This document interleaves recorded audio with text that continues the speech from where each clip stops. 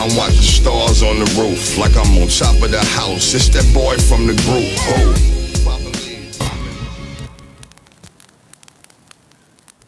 I had to get the go to the app. My wife ain't here, so I was kind of doing it by myself. Wifey handles all the Everything, technical. all Yeah, everything.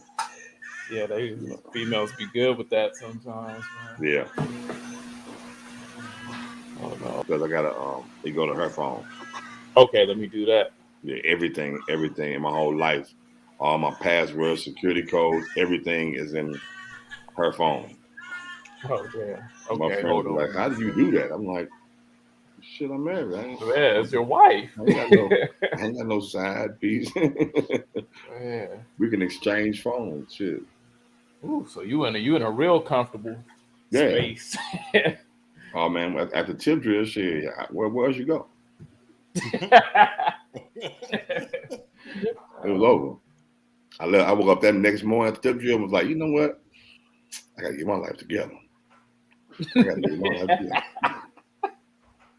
Oh Straight up. man. Yeah. But it's gonna go to them. It's just less I gotta do, less I gotta give. One of my freshmen, Wisdom a freshman, so if I give her $80, man, she's like, oh, you know what I'm saying? And Yeah. the oldest one, 22, she didn't got, she an influencer, All right. heavily. She's on TikTok at 400,000. So did a competition with her during COVID. Like I'm the star in this house. You know what I'm saying? Like I'm the star in this. Yeah. So we started TikTok, and it was kind of like a flip thing. You know what I'm saying? Because if I can't do shit, I can make stars. If I can't do nothing, I can coach. You know what I'm Right. saying? So Right. I said, get on TikTok, I can beat you. So we jumped on TikTok. Man, shit, I reached 3,000 people since 2020 or some shit. I just gave up. She hit 400,000. She hit 7 million. She got 9 million likes and shit. I'm going to kill me. I said, bullshit. It was a trend going around like, this is my mom in the 2000s. This is my dad in the 2000s. She did. This is my dad in 2000s. She did the craziest numbers ever. Like see what I do, but I can't receive. You know what I'm saying? It really went crazy. And like, oh, that's your dad. Oh, then all these older people got on there. I was like, I was in love with your daddy. He was my baby daddy in high school and all this, but it still didn't resonate over to my page. It was just like, okay, this Ali's daughter. You know what I'm saying? And so I'd be nervous. She do like postings and stuff like that. So I'd be calling the promoter. And she don't even know it. She was like, Daddy, why did you tell me? Yeah, I called you. Shit. You should. Because I should like, yo, I'm letting my package come to you, bro. Watch, make sure she's straight. She's born in 2000. She couldn't fight her way out of bad. You know what I'm saying? I ain't raised her like that. Right. So look out for her. She ain't ratchet. She ain't built for nothing like that. She a woman. She a queen. She know how to act, but don't have no. She ain't gonna better fight nothing. Right. That's dope. Let's I guess get into it. I think like the biggest thing that's of course has been going on with you lately is you kind of coming out and speaking your piece with the whole situation with the lunatics and Nelly and you guys kind of falling out. And it would seem like old at this point, but like even some of my friends and people I told, like, yeah, we're getting Ali on the show. They're surprised. Like it's really not out there. Like as far as like your side of the story and everything is really not out there like I thought it was. Right. So I mean, like I don't know, briefly, if you kind of want to touch on what happened, what got you to the point to where you were just fed up and had to go off and say something. It kind of led me with me being me being the oldest, me being it being my group, me being the head, me being the coach, me being that. I stayed, it was like 10, 12 of us that started this. So I came home from school, I just told good friend of mine, you love and Yellow Mac, said, yo, I just need some rappers. I got an idea. They brought about 25, 30 dudes over. And then I started talking about, y'all want to start a rap group, and it ain't gonna be no, Originally, I said no cussing, just to really like see who wanted to be in this. Yeah, commercial. Yeah, no cussing. You know, it could be. It's a way to talk tough and everything without, you know, cussing out. But that was just a test of it. We're not gonna disrespect women like harshly, like bitch this, bitch that. No gang shit, because you know I was a blood. And the rest of them are Crips. Yeah, you know saying Nelly them Crips and you know saying throw down blood. And just so much so I put the rag shit down. Like, yo, let's you know, they dropped the rags. And it just kinda like that start, you know what I'm saying? And me starting that and me being there that whole ride into when I was like the quarterback the whole time, right before the big game. I switched over to tailback. Murphy Lee was the tailback. He switched to wide receiver. Nelly went to quarterback. And I dealt with them adjustments really quick. Okay, Right. I'm probably going, you know. And I told him in the huddle, like, I was kind of against the solo thing because first I got a solo offer, but they didn't want the group. So I said, nah, I'm not doing it. I wasn't even going to do the solo thing. But the first thing we had, Give Me What You Got, it was me rapping. And then I fought for Nelly to be on it. And the label that we were working with, they didn't think he fit the song. I'm like, nah, he tough, he is. I need him on his last verse. And it was that in itself was still titled Saint Lunatics. It was like the Wu-Tang. It was really loud. It wasn't going to be Ali featuring Nelly. It was Lunatics. So it was really just and then throughout the years, you know what I'm saying, all the people that participated from T Love and Yellow Mac and all the members and you know, I see about 12, 13 the producers that was around, everybody kind of got dropped off along the way. But I told you know, my brother T Love, I said, yo, I wasn't with the solo. I said, because it's gonna put too much pressure on one person's back. I didn't build this like for it to be on one person's back. You know what I'm saying? So when that day I talked to him, it's my brother T Love, he'll tell you, I said, all right now, so I'm gonna be the last man standing. You know what I'm saying? I'm gonna be the last one standing because he gonna need me. I taught him how to rap. I taught him how to, he gonna need me. You know what I'm saying? And so, '08, the road manager Yellow Mac, he got let go. 9, T Love got let go. 10, Slow Down, the Maz got let go. Mm-hmm. 12, 13, Murphy Keywan got let go. You know what I'm saying? I was the only one that left. Yes. In 20. I was so tired of trying to hold it together. You know what I'm saying? My last straw was like, it's 20th anniversary in 22. I mean 20. The 20th anniversary of the country now. Is that around the time when he did the performance, or he got something else? I think it was like BET or one of them award shows. Yeah, see, the BET got the BET award, and it was after that. It was around that was the 20th anniversary of this 2020 year. He battled Ludacris, you know what I'm saying, and stuff like that. And I'm like, I was kind of with it, and it took so long. I'm like, it really ain't worth this battle. The battle shit is like your whole career in one night. You know what I'm saying? It could wobble you. It kind of wobbled. It kind of wobbled the Dipset a little bit. You know what I'm saying? So, yeah. My point was that 2020, it was just like the final. You know, I was my final tour was like bring the group back, bring the group back, bring the whole group back, bring Murphy Lee back. People want to see Murphy Lee. Like people want to see the one with the mask. Like you could just say the group with the one with the mask, and people will be like the Lunatics. You know what I'm saying? It's like all of us played a part. That. Yeah, and that's funny that you say that. Just not to mean to cut you off, but even like telling one of my friends, they was speaking on. I think the one with the mask is Slow Down, right? Mm-hmm. And he was saying like, man, that dude was so cool. Like he just added to their whole imagery. And I think anybody that followed you guys coming up, Lunatics and all that, like we were big fans. Like you guys inspired us. We inspired my brothers, the Dipset. They went and got Freaky Zicky. Right. That's true.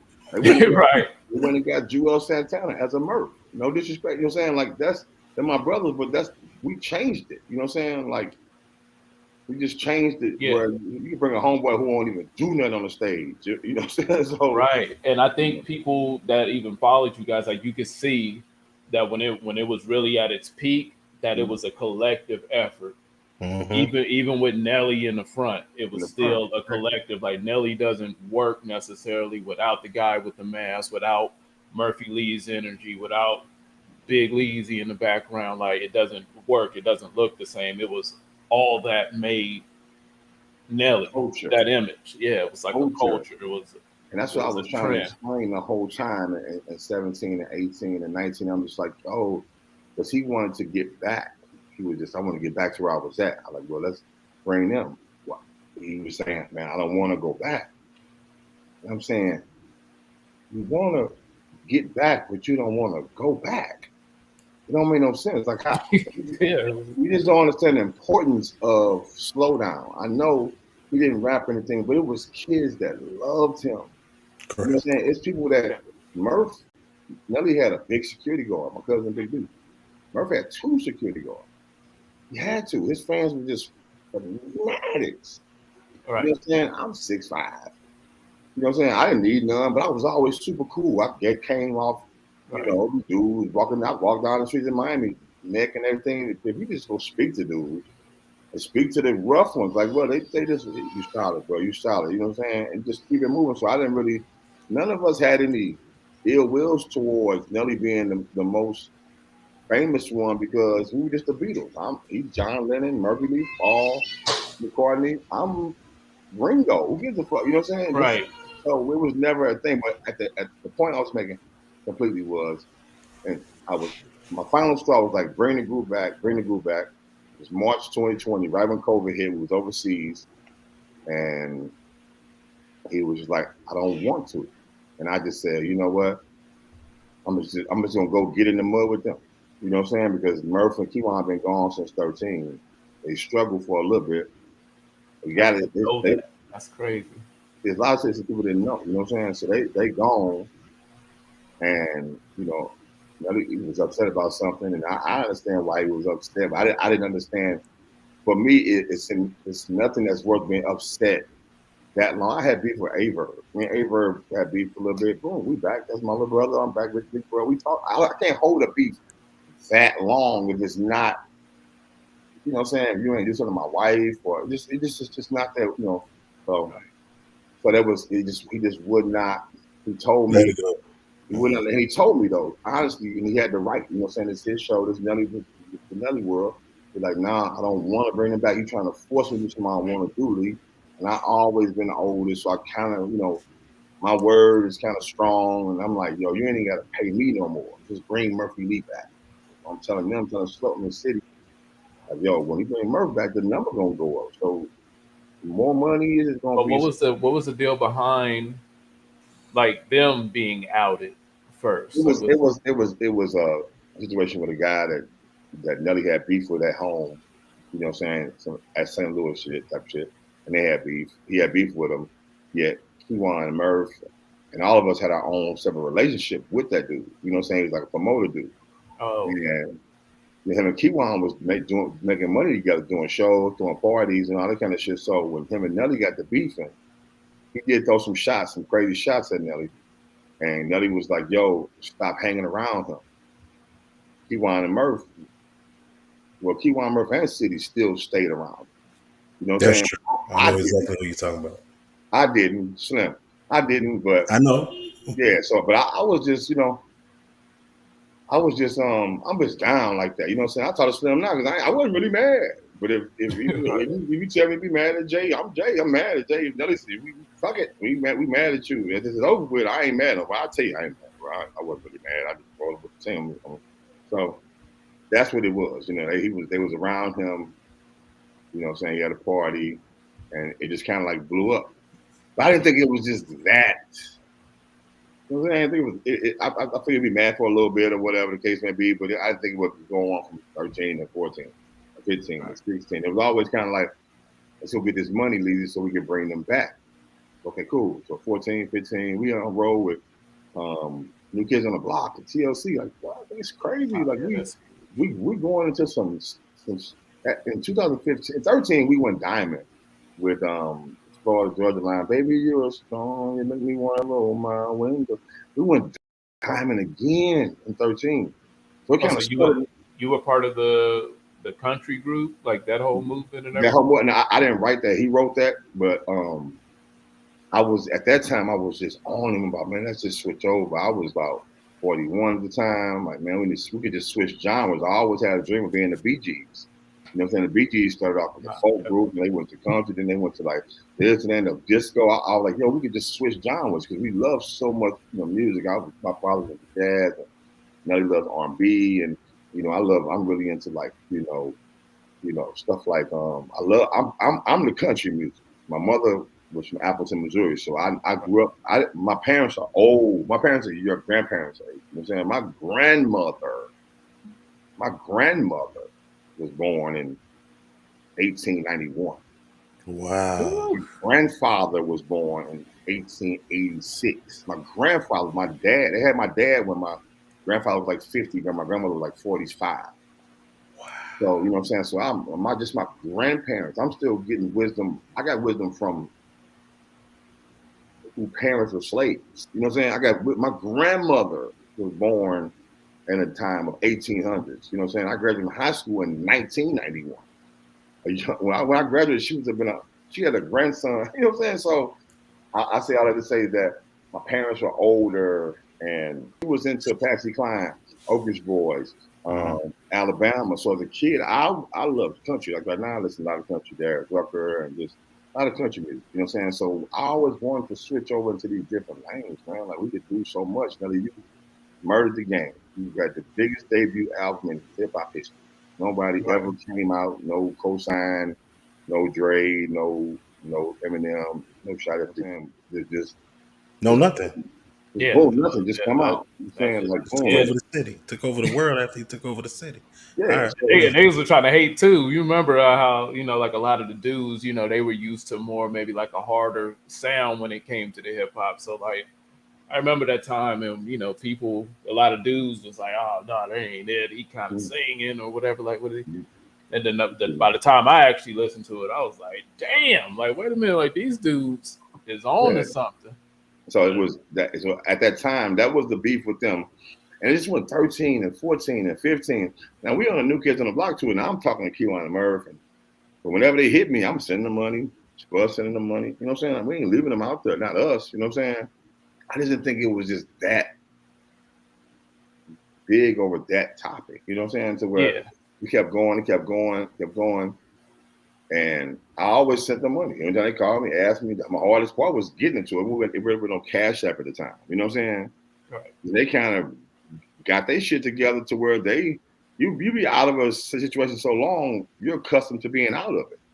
Mm-hmm. I was just the newest one out of it. So that moves to 2020 when I was just literally like, come on, bring him back. And he didn't want to bring him back. So when he said, yo, Lee, you trying to force me to do something I don't want to do. And he was right. Like, I'm trying to force, because I'm saying stuff like, you ain't got to pay me, knowing that, and he didn't want to do it. So I just said, you know what? Let me go get in the mud with them. Because it was a peaceful break at first. You know what I'm saying? It was kind of like, I was trying to make it peaceful. And then I had a great beard. Because I've been dying it for years. I'm one of the people that was gray at 28 and 29. Not gray, but I had like salt and pepper. You know what I'm saying? So I was just tired of dying and all kind of shit. So when I started wearing, it was still low, cut real, short. He was like, get rid of that. Not like that. Like, yo, these dying, man. You know what I'm saying? Like, I'm done. I'm gonna chill. It's like I exit the court wave and I had like a little tear in my eye. But he took it as me being like him telling me to leave. I'm like, nah. It's time for me to go be an exec or something. It's time for me to go do this shit. You know what I'm saying? I've been trying to do it. It's really time to do it. And I'll come back for reunions. I'll come back whenever you need me. I'm just done, bro. So he said, nah, well, don't worry about it. You can wear it. I'm like, no, you don't have to compromise, bro. You need to bring Murphy Lee back, who ain't great. You need to keep your show young. I'm good. Just bring them back. I'm gonna come every now and then, and if you need whatever. Like, it just did not work that way, and he wouldn't bring them back. So I just said, and that's the part. That's the part that's crazy to me, because one thing that always stood out about you guys that was real part of you guys' influence was the camaraderie that you guys had. Yeah, I know. That shit seemed unmatched. Like, you just never seen anything like it. Like, it looked like 5, 6, 7, 11, 12 guys and shit. And you guys were just all, I remember your slogan. It was like, man, we all we got. I was in Australia one time, and I wake up every morning. I would one of the best tours went on us, Bow Wow, Game, Snoop, Fat Joe, Busta Rhymes, Sierra, T Pain. We're all in Australia. It was more than that too. We did That was a we party. all man, it was a party. It was so everybody just hung together. That was the first time ever tour. We just everybody hung together. So every morning I wake up, I have breakfast with Busta Rhymes and Fat Joe. I sit down and listen to them argue about New York and all that shit and who the best and everything, the producers and all that kind of shit. And Fat Joe was just like, boy, y'all came, oh man, y'all was putting pressure on niggas. You got to bring the whole crew. Nelly got the whole crew with him. He got I got to bring the whole terror squad. Buster like, I had to flip mode. Nas had to start the Bravehearts. You had to just have a crew. Yeah, it changed the game, man. Like I remember, and I mean, you guys been all over the damn world. You will remember this. The first time that I seen you guys live, you did a summer jam out here in Vegas. That was back when Country Grammar came, or when that was hot. And they put Jessica Simpson on before you guys, and the show was. I know what happened. I'm sorry. Yeah, you was with me. Yeah, the show was already kind of running late, and they put Jessica Simpson on. Before. I don't think Jessica Simpson been back to Vegas since. I mean, that was how much like you. And then by the time Nelly came out, he just ran on stage like real abrupt. And then you all came, and it was mega. So yeah, that impacted just you guys' crew, that energy. That's something I probably haven't really seen since. I think I mean, you see people duplicate it, but it's like, okay, you have like you mentioned Dipset and different crews like that, but I don't think Dipset necessarily, even though they had like a good little cultural impact, I don't think it was the same as the Lunatics. Nah, I would give me and Jimmy. I'm Jim Jones. I'm Ali Jones. Jim Jones, my brother. We rock. I give him the Air Force Ones came from Harlem. You know what I'm saying? Mm-hmm. So I kind of got that. I got the Harlem shoe and made it popular. The skull belt and all that stuff. See, I was one. You go back on the Lunatic album cover, which we took in 2000. I had the red Coogee on. I had the skull belt. You know what I'm saying? I had the wallet chain. Yeah. So we took that and made it popular. You know what I'm saying? I took the Air Force Ones, which was his, which was Harlem's, and I made it popular. So they had a big cultural impact, like we did. Like if you put us against groups, it's like there is no group. Like we got Air Force Ones number one. I mean, we got Batter Up number one. Right. Dipset don't have like a number one group record. Air Force One number one. You know what I'm saying? Like, and then every member has a number one with the star. Like, you know, Speedy Spurrier got Ride With Me number one. Murphy got Self-Feather number one. I got Grill number one. You know what I'm saying? It's like when you put us up, you know, G-Unit doesn't have a number one song. Right. You know what I'm saying? They don't have no. No, they don't. No, I'm thinking they don't. We have bigger records than any of the groups. You know what I'm saying? Air Force One's is a bigger cultural impact. Yeah. You know what I'm saying? Then when we get really down to details, like we started the sticker on the hat. Still going now. You know what I'm I ain't took a sticker off my hat. And we started that. And then people will say, well, no. And I just say, okay, cool. I ain't going to argue with you. Show me a picture before 2000 or whenever we started doing it. Show me a picture. And I'll change my mind. Because I remember when Murphy Lee, he first got some money, he was so hyped to have some money, he just kept shit on. Like, he was keeping, when you go to Foot Locker and they say extra large or whatever on the little sticker down, he was keeping all that shit. Then he kept the sticker on his hat, and I took it off. And I'm like, Murphy, he's like, no, that's my new trend. And we was like, that ain't city. That's a doing city too much. You're doing too much. And he, shit. That's world changing, like you said. People still doing that shit today. Like, you know. Okay, look, I want to get down to the nitty gritty. Yeah, because I'm from the city. From the city. And so, see, Ali smiling. See, okay, the camaraderie when y'all first came out, it was no other group. We had like Out of Order, but they didn't come until later. Yeah. Okay. Yeah. Okay. You had other groups, you know, Live Ammo, all that. Oh no, all that. But y'all was when y'all came out.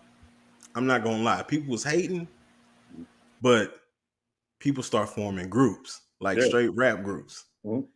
That was It was y'all set the trend throughout the city with that. I'm not gonna lie. I'm not gonna sit here and lie to you. But I want to know all the things that you been with Nelly and y'all broke up and y'all had the little argument. Do you regret doing it? Like, would you go back and do it all over again? Nah, I wouldn't. I wouldn't. Would I go back and do it all over again the same way? Yeah. Yeah, because I just would never change. I wouldn't have my. If I Darius Rucker has a song say, every stoplight I didn't make, every chance I did or I didn't take, all the nights I went too far, all the girls that broke my heart, all the doors that I had to close, all the things I knew or I didn't know. Thank God for all I missed because it led me here to this. You know what I'm saying? I got a beautiful wife. I got 2 daughters. If I changed one thing, I might not have what I got now. You know what I'm saying? So I don't even, I wouldn't change anything. It went the way it was supposed to go. I don't, regret anything because I still would do it the same way. People will say things like, you should have made sure you got the paperwork. Like, you should have been looking at him sideways. Like, man, that kind of person. If I'm looking at you sideways, I ain't fucking with you, period. Right. I'm not going to be standing there and I can't say to someone, I ain't never liked you. What? So I'm fake. I was around you acting like I liked you, and I didn't. Nah, I was genuine in this shit to where I couldn't go back and change them because I never thought that this was gonna happen like this or like that, and you never pictured we all we got. Right. You know what I'm saying? What I'm doing this sheets for, what I'm getting signing this and whatever, we all we got. You know what I'm saying? Like, so it was never, you know what I'm saying? Like I said, I did this coming home from school, from college in Atlanta in 93 and started something for the city, though. It was really had a dream of, man, it's going to be a dude from Fofo Bud one day that's going to be able to just flow like a East Coast Nas type flow. He does. He double up. You know what I'm saying? Like, I had a dream about that. You know what I'm saying? Like, I was going to change it from the dynamics of the fusion, make it more East Coast based rap flow. Like, keep the knock from the West Coast, you know what I'm saying? Keep the soul from the South. Right. We're in the middle. We're in the middle, so we got them all. I learned that in college. That, damn, my East Coast friends didn't know shit about E40. I'm like, damn, my West Coast friends didn't know nothing about like Cool Keith, Magnetic MCs, and stuff. Damn, I know that they didn't know about like none of them knew about like the Poison Clan down south. My Georgia friends, they didn't know. I was just like, damn, we're in the middle of the map. We get everything. We just get it late, but we get everything. Yeah, so right. That's why we sold so many, because we was a fusion with the East Coast flow, with that knock from the West Coast, that boom boom boom, that beat in there, and then it was the Southern playalistic, the King's Highway and all that, adding all, you know what I'm saying, making it the hip hop that Goody Mob had showed me. Where once I left school and Jermaine Dupri was doing it, and Dallas Austin was doing it first, and down here. He's the original Puff Daddy. He's the original producer, Dallas Austin. 16 years old with the Porsche and all that shit. So then Jermaine Dupri, but neither one of them, they are true Georgians or true ATLians. But I was in schools and I was in the dorms there, and you got like Herner homes and the home buildings right by the schools. I seen real Atlanta dudes, and they not like real, but I'm talking like real flip flops and socks and you know what I'm saying, perms, and that was Goody Mob. I seen, I was like, that's real. Them real Georgia dudes. That's real Atlanta right there. And they was really flowing like they was hip hop. And they embraced and that's what I went home to do. Like I'd already went home, so when I got home, my homeboy Timo Goody, the Goody Mob, was on TV. I'm like, damn, that's my dude. Like, but it's pressing me harder to get that. So when I did all this shit, I was doing it for the city. You know what I'm saying? Like, Give Me What You Got wasn't a single. It was an example. You know what I'm saying? Rest in peace, my brother Orlando Watson. We were real close. I was trying to like, sample. I don't want to sample. You read sample. I don't want to sample. I'm like, damn, I need to sample, bro. I need somebody to loop something up. It's just gonna make it sound bigger. So when I made Give Me What You Got, it was just an example of a song that I was talking about to my team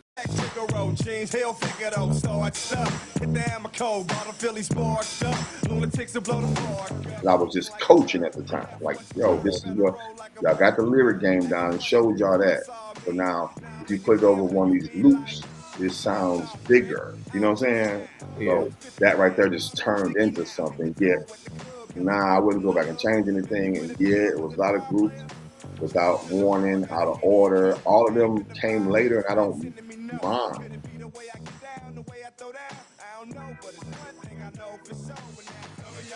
You know what I'm saying? I didn't mind that they came. I didn't mind that people started twisting. I did the double strand twist first for Murph. I was a barber. And keep on and slow down. You know what I'm saying? Because it had unification. So if you didn't like it, you could take it down, Murph. You just try it for me. It's gonna be big. You know what I'm saying? So I didn't mind that people started doing the crazy big bright colors and all. I ain't mind that was my point. Like, and I wanted to be damn dash. I wanted to put on TaylorMade. I wanted to put on Out of Order. I wanted to put on everybody. Like, I might have fucked it up trying to do too much, but I definitely want to go through 20 years without putting on nobody. Yeah, because y'all definitely opened a door, especially I think for St. Louis artists. And Hold on. I'm sorry to interrupt you since he said that, because I wanted to squash a rumor, even though go ahead. In our city, everybody used to say that it was Nelly and you guys that stopped anyone from making it. And at first, I used to be part of that room. I wouldn't say nothing, but I used to be like, man, because I should have been already had the deal. Da da da da da. But then when I found out the truth about everything, that we didn't know the business and we didn't know how to come to a label, everything changed for me. So could you speak on that? So to clear some up, I ain't gonna lie, never lie on him, even though we don't get along or we're not gonna ever get along again, is that I'm not gonna lie on him. He never, that I knew of, he never intentionally blocked anything. You know what I'm saying? Now, to make sense of it, I spoke to Big Will the other day, and I said something to him. I always talk to Big Will, the battle rapper, Big Will. We're real close. So I said, I'm telling y'all the same thing. Like, if we couldn't, people said, well, y'all, we blocked somebody. Okay, so our enemy at the time was Pretty Willie. That's what I was about to get into. Okay, so and Scarecrow, but keep going. And yeah, right. So the whole crew. I kind of want to go from those two, Pretty Willie. It's something like I don't want to say flatline because that was a diss. I used to call it that was a diss phrase. It was frontline, right? Not front. It was frontline, right? I think it was frontline. Yeah. Okay. So frontline. So the company that we signed with D2, they just mimicked us, and I talked to them like, "Yo, what you doing?" Like, Ali, it's cool. Like, NSYNC did Backstreet. You know what I'm saying? Jessica Simmons did Britney. It's cool, bro. I'm like, nah, you making us look goofy. You know what I'm saying? It just came out. You know, we had Round Me, they had Roll With Me, they was trying to do, you know what I'm saying? Like, and so I was like, so if we couldn't stop the label that we had just went diamond on and changed the whole building. They had cubicles at first. Everybody had these major offices now. If we couldn't stop the label that we just made $370 million for from signing our enemies, how you think we're gonna stop Capitol Records from signing MC's West Side? Right. We can't even get our own label not to sign our enemies. So that was never a thing. Yet, what it was though is we could have put people on. Now we signed directly to Universal, right? So we didn't have we didn't come in with a label situation. So once they had us all signed as the St. Lunatics, then they had us signed as individuals. They were like, we ain't finna do no label deal with y'all. Now we already got y'all signed. Now y'all got Dirty NT, and we will let y'all put y'all imprint on the back so it looks like something. And then if you wanna bring an artist, bring them through us. We didn't get the budget. We still had to get approved through them. Okay. So when I got, you know what I'm saying, Lil Howard Chingy, that's my little brother Ahmad. Ahmad showed up, like, what's the hold up? You know what I'm saying? That's my little brother friend since they was 6 years old. Right. So when I got him, and I'm saying, yo, he hot. You know, we didn't sign him. Then when Tall Boy literally brought me everybody in the club with that beat and everything. Yeah. I'm like, oh my God. We didn't sign him. If nobody, he's talking about Jaquan. We didn't sign him. But then I tried the Battle Chain Hang Low beat song because it was Lil Mont, the presidential. It was his record at first. DJ Jill's brother produced it. And Jill was a little kid saying, Chain Hang Low back then, you know what I'm saying? I tried to buy it from them off to be on my album, but they didn't want to sell it. So it was later. But TJ DJ, I'll tell you, I got Huey a deal. I brought TJ in town. The Pop Lock and Drop It was on. DJ Bishop Radio presents Kinfolk. So I paid Bishop to do a host of a mixtape. He called me, yo, can I put this Pop Lock and Drop It on there? Huey. I said, cool, no problem. So it was on our mixtape. So when TJ DJ came to town, you know, got to get any one of those hot records, Ali? I say, it's cool. It's cool to me, but my little nephews and my little nieces them love it. And I played it for him in the car.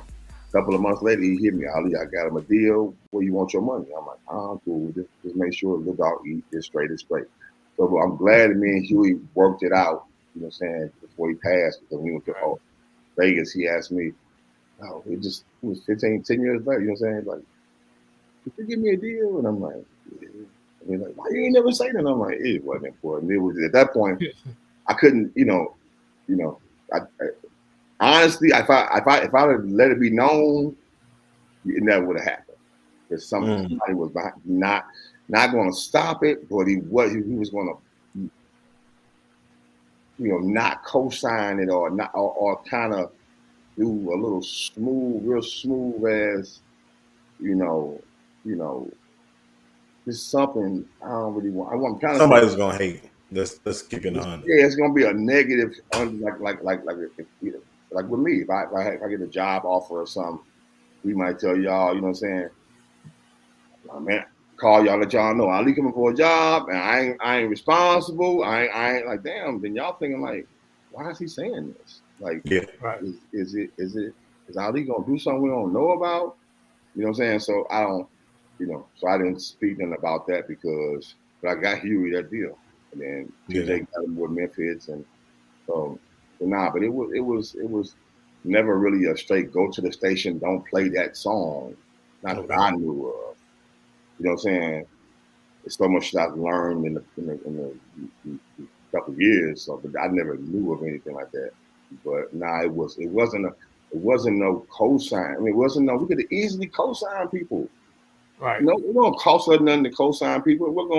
It wasn't never gonna stop our legacy. Even if somebody sold more than us, I didn't give a fuck. You know what I'm saying? Like we let's help and figure out. I always thought one of the biggest things was kind of like what you alluded to was that they were bringing out, or you would see labels sign people that were pretty much doing exactly what you guys are doing. And in that aspect, I could see what the problem is. Like you see, for example, like with T-Pain and how he came out with exploiting the auto-tune, and now everybody, there's not a song that doesn't come out without auto-tune on it. So it kind of phases him out in a way. So in that aspect, I could see you guys kind of being like, wait, you can't have these cats doing what we're doing. You can't have him, mimicking the style and everything, because then that is what we're doing. Let me tamper with it and make it a little different. It's like I made them. You know what I'm saying? Because I had tailor-made. They was going. I was going to give Sonos exactly what they was looking for. We gonna come out, be a little bit more popular. You know what I'm saying? But I'm gonna give y'all tailor-made. Who gonna keep it in that? Gonna be street. Gonna get a kind of like a Locks feeling. But I'm gonna let me. You know what I'm saying? He not lying. It's like a Locks Dipset thing. Yeah, man. I'm sorry to interrupt you, but yeah, but that was my sign. So you was responsible for who you signed. So I signed tailor-made. So that was my sign. So I was going to. And even with anybody, even with Chingy, I would have put a little different spin on them so you wouldn't look just like us. You know what I'm saying? When they got with Shaka and them, it was smart as Shaka to put them on a porch, just like we shot our videos. Right. The We ain't gotta same shoot all thing. our videos on the porch. And I know that led to a lot of different shit between, Mhm. with the whole Chingy thing and Yeah, but that's the reason why Pretty Willie didn't do as well on his single because he shot it like it was a Fast and the Furious. If he had to copy that same mode that you did with Chingy and did with you guys, he would have pushed more. But keep If going. he would have just like man, when me and Pretty Willie got close, Mm-hmm. he said to me, "Man, I ain't got no Ali." And I said that was deep. I said so. He asked me for suggestions. I said to me, I wouldn't, you know, change. I wouldn't be Pretty Willie. You know what I'm saying? I would be like P Dub or P something. Dub. He changed to P Dub. You know what I'm Wow. saying? And then I was man, like, that's crazy. yeah. Right. So I started like, and I told him at the time, At the I would space, encourage him just go. You can sing. Just go more R&B. four walls. That go. You know what I'm saying? That lane would be. Don't try to get in the same lane and make us all. Because St. Louis is so different. Right. We all are attracted to different styles of music. To where just give me a second to tamper with the people's shit for a minute. Just because with the ticks, I'm not going to tell Murph to put the stickers on the hat. I'm not going to tell people to wear lime green. I'm just going to be like, yeah, I'm just going to talk to each person differently. You know what I'm saying? Like Kiwan, I'm just going to say something, AU City, so I'm going to be like, I mean, that's dope, but ain't like you jumped out the window or nothing. And Kiwan be like, what? All right, go back. You can get the lime green boots. But I never, you know what I'm saying? It's just that Right. let me deal with this, like with Chinky and them, like, yo, now don't do this, do this. You know what I'm saying? We wear it like this and just do it different. You know what I'm saying? To where I wanted to kind of like, that was what I wanted to do. It was like, I didn't pick the lunatics. Mm-hmm. I didn't pick them. If I would have been picking artists, I would have picked like Dule and you know who had Grandma's Hatchet from the way. It was a lot of dudes that just really rap in the city already. Right. I didn't have to get some dudes who really couldn't rap and teach them how to rap. It wasn't about that. I knew what it was about. The formula was about do it like this, do it a certain way, and it's gonna work. I don't give a fuck who you put in that spot. And it might not have been as big.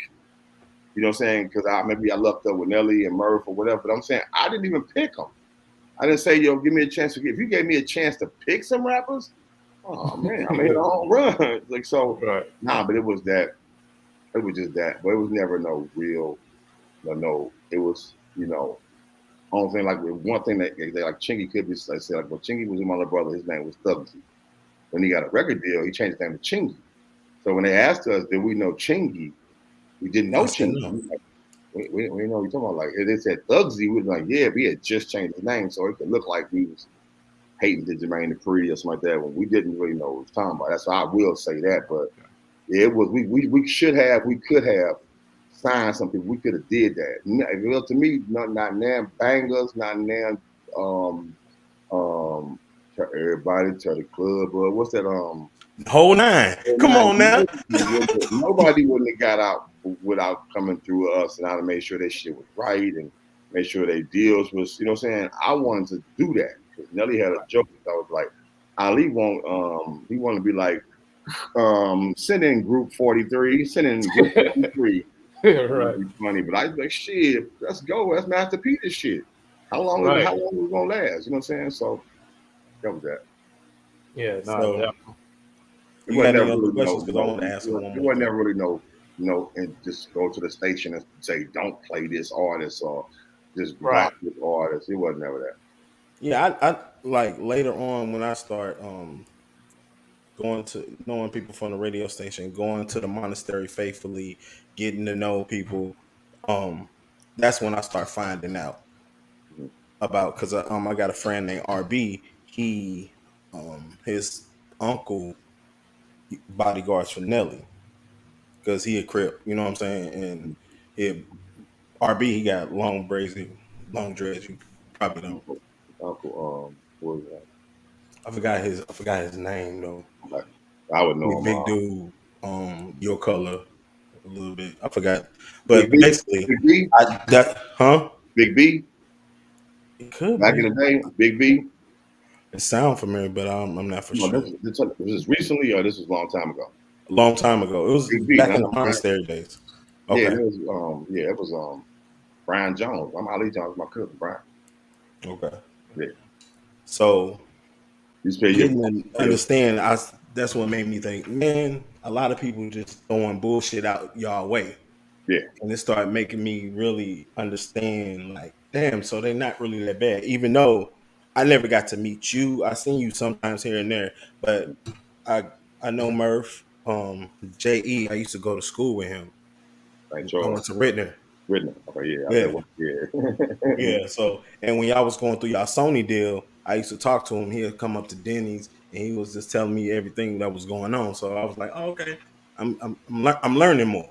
Right. And so that's what made me like, I'm not gonna look at y'all. I'm not gonna be like everybody in St. Louis that is gonna hate on y'all. I'm gonna pay attention and I'm gonna find out what's really going on. Right. Be able to talk to DJ Cut, and because before he left, I was supposed to get signed to him as an R&B singer. But sitting down and talking to him, talking to a lot of people, basically, because I don't want to just ramble. Like, it made me really respect y'all. For sure. Yeah, and that's Like, what I was about to say too. That it was good that you were able to answer that because really it boils down to often a lot of people just don't understand the business at all. and they really think that like, oh, man, like Nelly, he's stopping us, or lunatics, they stopping us, but really they don't understand the workings of how that business is. The only thing I will say though that I always wanted to ask you about is it always seemed to me, and I'm sorry, I don't know if I started some shit or whatever, but it That's why always seemed to me that you and probably Murphy Lee could have did maybe a lot more. So if anything, if there was like a holding back, Mhm. in my opinion, it seemed more internal than outward. Yeah. Well, with that, I would say if we just dealt with like, okay, just say for instance, like kind of like this last thing that went up when some um, blogger put up that little cut of Nelly speaking, right? And he Right. was referencing about, I go to the Bulls trials and all that, right? Mhm. Y'all see that? It was that. It Yeah, was, I seen one interview clip like you had posted, and then I seen another interview and his explanation. It's kind of yeah, what really made me want to even do yeah, the right. Okay, interview with so you. Yeah, for me to break that, let me break that down real quick. So when y'all get a chance to get off here, watch this and then rewatch what he said just to coincide with what I'm saying. I'm gonna give it 100, right? All the right. way.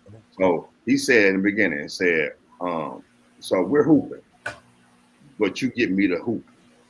What does that mean to y'all? We hooping, but you get me to hooping. See, I was lost. that was something that he said that really quick.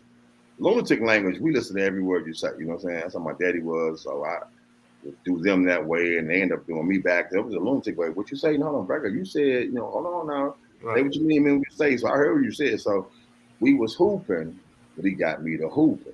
See, what he said was, see, he could hoop. He could dribble. He wasn't Division One ready. He wasn't ready for the pros. Ali got me Division One ready for the pros. So that was a opportunity that I provided for him. You see what I'm saying? I Right. taught him I taught him how the bars work. He was in the R&B group first. Taught him how to get the bars work, how to get the flow together. I called him. Okay, that's one opportunity I provided for him. The whole post is about the opportunity that you owe your friends is just, give my Right. opportunity to do with the rest of it. Okay, so one, the first thing he says is hooping out, we hooping, but he got me to hooping. So first I taught you how to hoop. That's one. Second, I woke you up, right? And took you to the trial. I woke you up. That's the second opportunity. Yeah, I remember that. I'm saying, like, damn, I woke you up. Because somebody on another post, like Charlamagne posted it, Guy Tori posted, somebody on Charlamagne page was like, well, damn, they didn't even know he was talking about me. They were like, damn. But I mean, if your man's woke you up, you would have never made it to the, you know what I'm saying? Like, so taught you how to rap, taught you how to play ball. I woke you up. That's the second opportunity. Then I didn't wake you up and then just send you on your way. I took you to the trial. So so show me where the opportunities, given the opportunities. You know what I'm saying? So Right. when he said, we'll get there, you was off that day. I was on fire. Let's rewind back. Now, I teach you how to play basketball. I'm a player coach. I'm Bill Russell. Now, not only am I teaching you, I'm teaching 4 other motherfuckers. So while you get to sleep at home before the trials, I got to teach Murph, P1, Slow Down, City Spud. I got to coach all of them. So I don't get to sleep that night. Then when I have the couple hours I could sleep, I can't sleep because I might fall asleep and not be able to wake him up because he might not wake up on time. Right. So when I wake you up and take you to the trials, I get there, my jumper ain't working. So I just feed you the ball. So I didn't give you all these opportunities. So like he said, what do I owe you? You know what I'm saying? If I gave you all these opportunities, what do I owe you now? You know what I'm saying? Is that damn? So I gave you all these opportunities. Now what you need? You made the team. Symbolically, you got the deal. Now what you need? Oh, you need me to write it too. Wow. No problem. You can find me, St. Louis, where they gonna play, rain all day. No, some got jobs, some sell gay. You know what I'm saying? Okay. The second 2 verses, Greed, Hate, Envy. I picked the beat for Greed, Hate, Envy. Picked the hook. The hook was that's my shit. You know what I'm saying? Picked the hook. That was Keywan's verse from another song. I made it a verse for this song, and then so two verses of EI. Hold on, pause. Hold on. Don't. So back in the day, I'm sorry to interrupt you, but people used to say Keywan suck. But so you saying that was his verse? The Greed, Hate, Envy, but Cake will do. Fuck the game, don't let the game fuck you now. Follow the rules, stay cool, and rock Jews. I'm just saying that's dope. Cake will do. You know what I'm saying? So Keywan is one of really one of the nicest out of us with the pens. What? Yet he has like. I'm sorry, don't disrespect. I just never saw it like that. Daquan be like, yo, I'm sorry, Murph. I'm sorry, Lee. I'm sorry, Nelly. Keywan was the hardest to me. So I would say Keywan was the hardest, but I'm gonna keep it. That's my twin. So I'm gonna say the truth. Keywan was really the nicest one with the one. Nicer ones with the pen, yet he was like me. He had a speech impediment. He stuttered. Yeah. So Keywan would be sick of shock sometimes. He wouldn't really be on the beat. You know what I'm saying? But St. Louis is small, but we still do it all. We hit them all. We drink it all. We always don't smoke it all. Get hit, we shake it off. At the club, y'all take it off. My success is taking off. I'm always working. Never taking off. I've done that. Did that. We've heard. I hit that. Guys, we tripping on these rats. I ain't really with that. Makes me want to think back. Click, clack. You're angry when I flashback. So, Mo, you should get back. I mean this. Remain the cleanest. Always smoke the seed is green. I'm not talking mean with it. So if I say it, you like, damn, that's tough. But when his delivery and speech impediment wouldn't allow him to say it. But when he say, you know what I'm saying, the first thing you ever heard, the world ever heard was Keywan. You can find me in St. Louis rolling no dubs, smoking no dubs in clubs, blowing up like double pubs, sipping bub, getting perved and getting bubbs, daps and hugs, mean mugs and shoulder shrugs. And it's all because I accumulated enough scratch just to navigate it. Wood decorated on chrome and it's candy paint. Fans fainting while I'm entertaining, while ain't it? I mean, and money get acquainted. And then Hannibal Lecter came next. Hey, yo, my name is Hannibal Lecter. So feel me when I bring it, sing it loud. What? I'm from the loop, and I'm proud. That's me. So that's damn. Wow. Okay. I'm glad you gave us the chance to have this. This is world breaking. Like, well, the first thing you heard come out of his mouth was from Keywan. Keywan pen was nasty. He just had a speech impediment, so he stuttered a little bit. Then he would right past the margin sometimes, so it's where it'd be a little offbeat. But right now, how I just did the song with him, Talk That Shit Time. Talk That J is Good Time. He got a new song. He like Juicy J. How Juicy J later on kind of got hot. They ain't make that dance. So Keywan right now with the style of rap going, it's rap. Yeah, I had already set it up like to where, I knew Nelly was gonna be it. I knew Murph was our future. You know what I'm saying? I knew Keywan, it would just, I didn't know exactly, but it would catch up. He was always mean with the pen. So then it was really Keywan's first 8. And then I said, my name is Hannibal Lecter. We had all these names. Right? My murderous name, my insane lunatic name was Hannibal Lecter. Murph and Keywan was the Menendez brothers. Nelly was Timothy McVeigh, just left Oklahoma dropping bombs this way. You know what I'm saying? J.E. was Dr. Kevorkian. You know what I'm saying? It was killing you. So you had to say, my name was Hannibal Lecter. So bring me, feel me when I bring it. Sing it loud. What? I'm from the loop and I'm proud. That shit on side of the Budweiser cans. That shit on side of the stadium. They go to Cardinal Stadium and say, I'm from the loop and I'm proud. That's me. That's when in the video, when he turned, the whole place went, I'm from the loop and I'm proud. I run a mile. I'm a 5%er. I run a mile for the cause. I'm righteous, above the law. My style's raw. I'm born to Mac like Ty Shaw. Fuck the fame and the glamour. I was never into this. I wanted the paper. Give me these with a rubber hammer. My grandma Beasley Bonnie. You know what I'm saying? So nah, Kiwan. Yeah, man, that's crazy. No, because I always used to listen to you guys, and I was breaking it down, dope, super dope. That how the way a lot of the groups work is you always have what made you guys work is how you have all the different personalities and just how it all came together, and then you always just have one guy that really brought the I would say the hip hop credibility to the group. So where I always looked at Nelly is more entertaining and probably have more of the face for it, and then Murphy Lee, I always thought that he was kind of like Nelly turned up a notch, a little bit more. So he still had that entertainment value. I always saw you as more of the MC of the group. Like to me, like it always seemed like your part was always lyrically on point as far as just the structure, the flow, and everything. And I never really seen Kiwan like that. So for you to break it down like that shit is crazy. Yeah, nah, that was. And then you see the difference when you fast forward all the years, and you said how he was saying like he wanted to get back, and then you see the difference. Yeah. Removing you guys from the equation, and then how it goes, you know. Oh, how important Kiwan was that his flow. He got some catchy parts like Kiwan. Where you get in them colors, are you dying them? You know what I'm saying? So, yeah. But what makes you know where the offbeat flow? My brother Timo Goody from Goody Mob. Mm-hmm. Oh, okay, yeah. So, of course, CeeLo sounds really good coming behind Timo.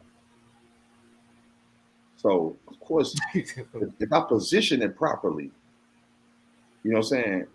I put Kiwan in the beginning of a song sometimes. If he start a song off, it's just jamming. You know what I'm saying? Like, you know, you already beat, it's already jammed. You just go. Like, then, or we put him in the middle. I always position him a certain spot. Nelly, what you understand is that Kiwan made you sound dope. Because when Kiwan's flow, you know, unorthodox flow came in, then when you came in like, come here, girl, where your name is? Where you from? Run around. Who you came with? You just, it was a breath because Kiwan had already took you on a, you know what I'm saying? But then he always would throw in, Kiwan, where you get in them colors? Are you dying them? A catchy little part, you know what I'm saying?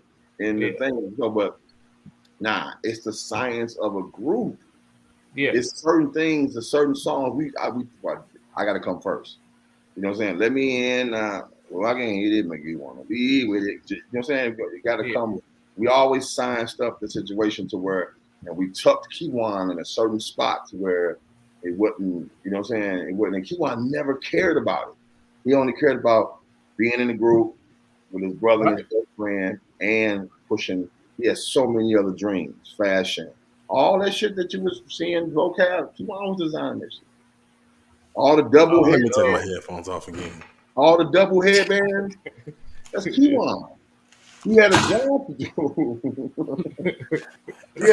do. Them all my brothers, them was all my students. They'll tell you. I talk to Nelly different than I talk to Kiwan. I talk to Murph, my son, different. Me and Murph had to sit together. We was together the longest. Like they didn't want him in the group because he was Kiwan's little brother. He was number 14 and shit. So I was telling him back then, they was making jokes about him, and I was telling him over in the corner, "You gonna be better than everybody. Watch this." He believed me, but he ain't, you know, shit, that little motherfucker bad. Yeah, he hella bad. Like when he don't do his boom bap stuff, and he do like, you know, uppity music. Man, look at my shoes. Yeah. But My he favorite. want to do. He a mix between what we grew up with, his brother and his brother friend Nelly, and his Papa Leezy. He want to do a boom bap. It's a Papa Leezy shit. From you, yeah. Yeah, but I taught him how to boom bap. But then you can still the sun will come out because I can't do that. You know what I'm saying? The sun will come out tomorrow, and I will. They love that. You know what I'm saying? And he get back into you. Come on, Murphy, have a good time. That album was so dope too, and I didn't understand how that didn't. I don't know, like I say, with further you guys' run in a sense. I thought that album was fucking dope. It was when I was saying like when he said, "When my turn, you got an opportunity." So when my opportunity came, so I was saying, yeah, I was tired. So symbolically speaking, we didn't really. It wasn't about hooping. It was about the thing. So I wrote Country Grammar, 90%. I've said it a million times, right? Right. He's never disputed it. He's never disputed it. No, I'm not. Yeah, I've never I seen was it. the best writer, right? He was the best seller. He could sell it way better than I could sell it. He could sell it. None of us could sell it like him. So, Lunatic album. I picked all the beats, wrote all the hooks. Didn't I just say that the first? I'm sorry for interrupting. But on the intro, when how it played out, I said, "That's Ali. This is Ali's album." Yeah. I said, now I'm on my second album. So when Heavy Starts come out, I'm on my third album. You can name DMX, everybody's third album don't be as good. So I'm saying is that with my album, so I pick all the beats, okay? And they brought their cars out, they brought out. I'm talking about show them what they want. I should stay at the hotel vibe, show them what they want. You know what I'm saying? Man, this is the life. Club back. I'm loving that. Picking up as holes like a running back. You know what I'm saying? Like I'm talking about even our solo records. I wrote You Don't Want to Roll Where I Can Go, Hard Time, Tennessee, and Optimos, 20 inches on the car, gotta lock the door. But the niggas in these bitches, that's Murph shit. Nelly shit. Here we come. Here we come now. I remember that shit. I had a song I could play on my laptop from '96 that I said, I'm polo down from the sky to the ground. To this day, I'm polo down from the sky to the ground. Alizé steady puffing on the pound, hollering, whoa now. I'm good for whoa now. Whoa, my, I said, hope, I said, why you playing? I'm, you know what I'm saying? Like, and let me in. I'm good for whoa now.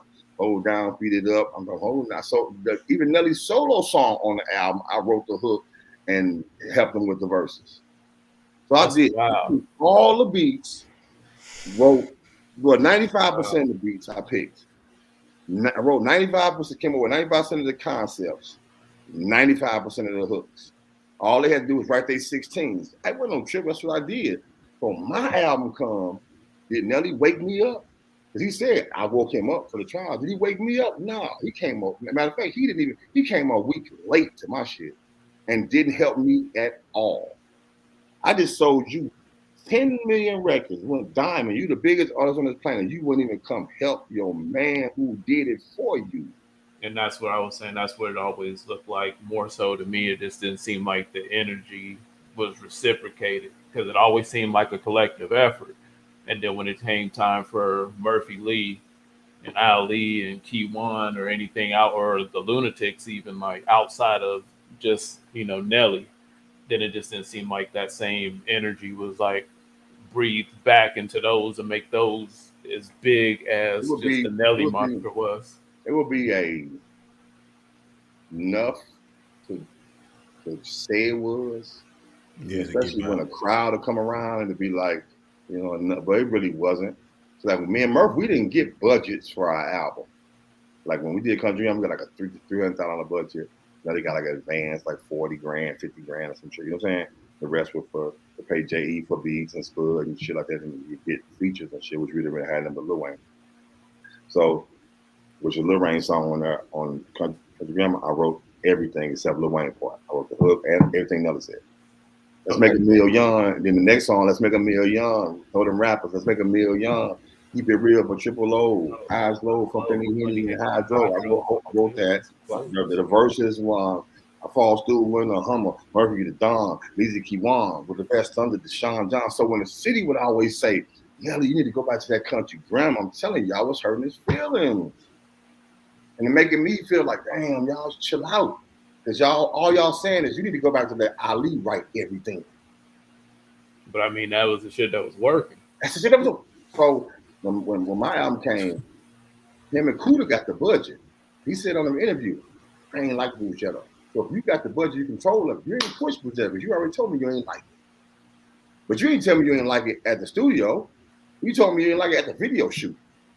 It's one of the ones we got a $300 video shoot set up out here. These my man, this ain't the single you should have came with. What the hell? A little late. Speaking of singles, I didn't like it. I'm sorry, but the song that I did like was "Breathe In, Breathe Out." Why the hell wasn't that on the album? Because and I know it worked around the same time. So why wasn't that on the album? Why I had to wait until that Chris Rock movie to come out to listen to that song? Because I had it didn't come out. It wasn't on the album because I hadn't made it yet.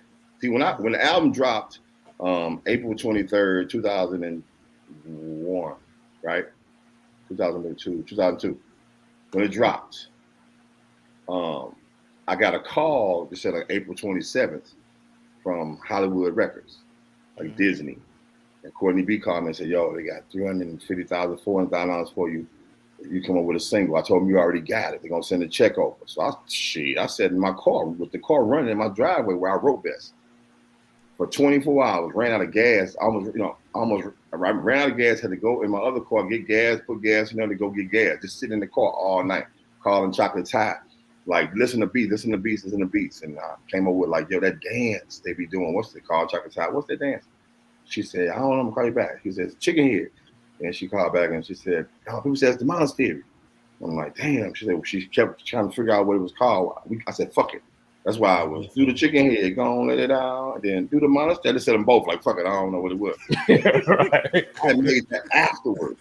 You know what I'm saying? But before that, I had made my album with Schizophrenic because I made 4 songs that was really made for Nelly.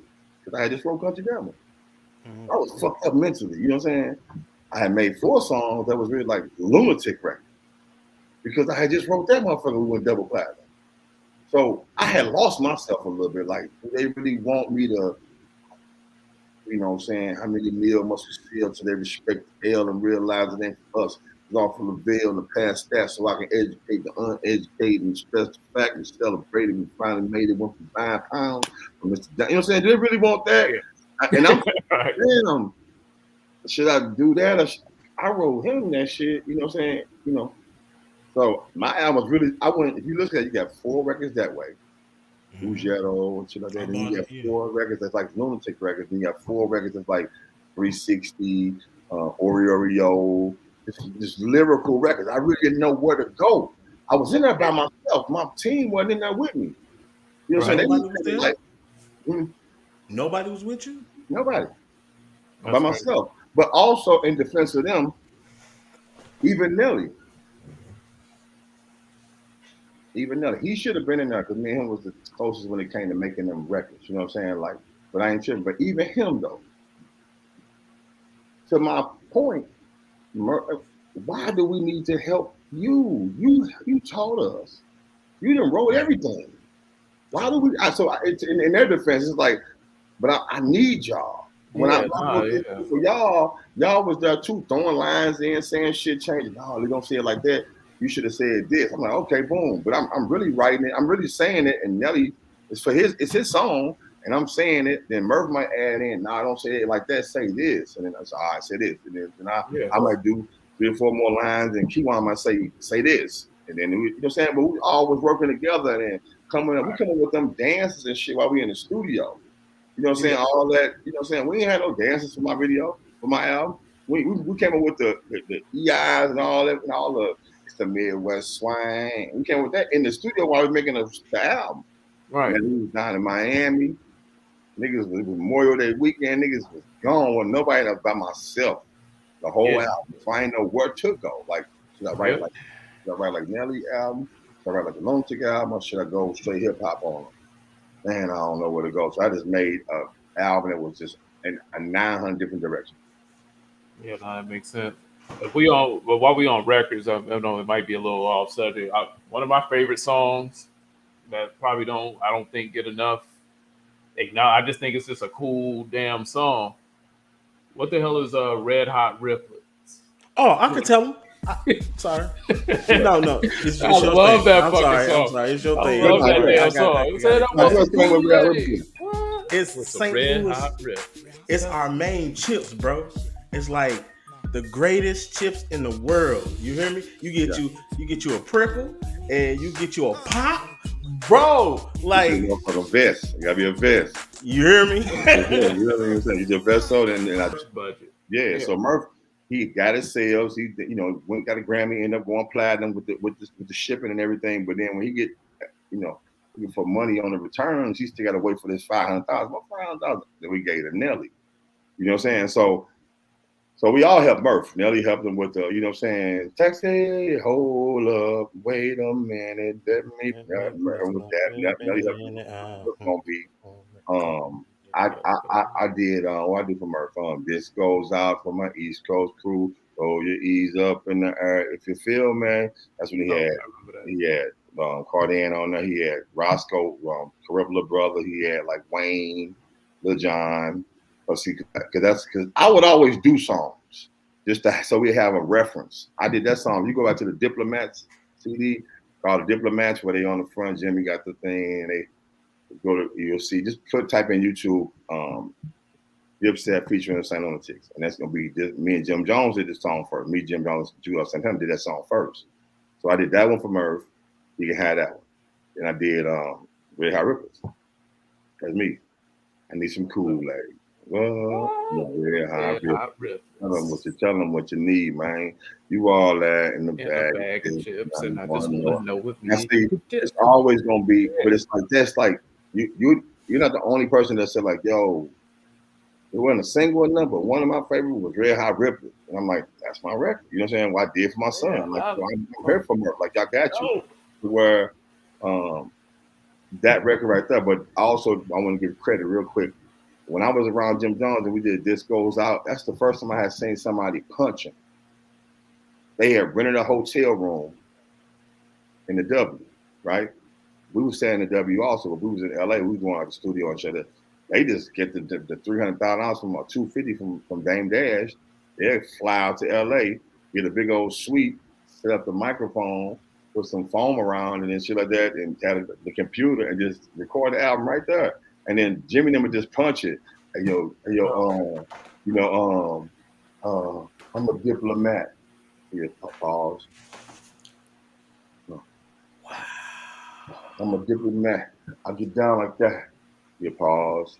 That's how you get computers computer. That's how you get that, because he just punching. They punched every line. I was sat there with Jimmy. I wrote my verse. And Jimmy just punched his.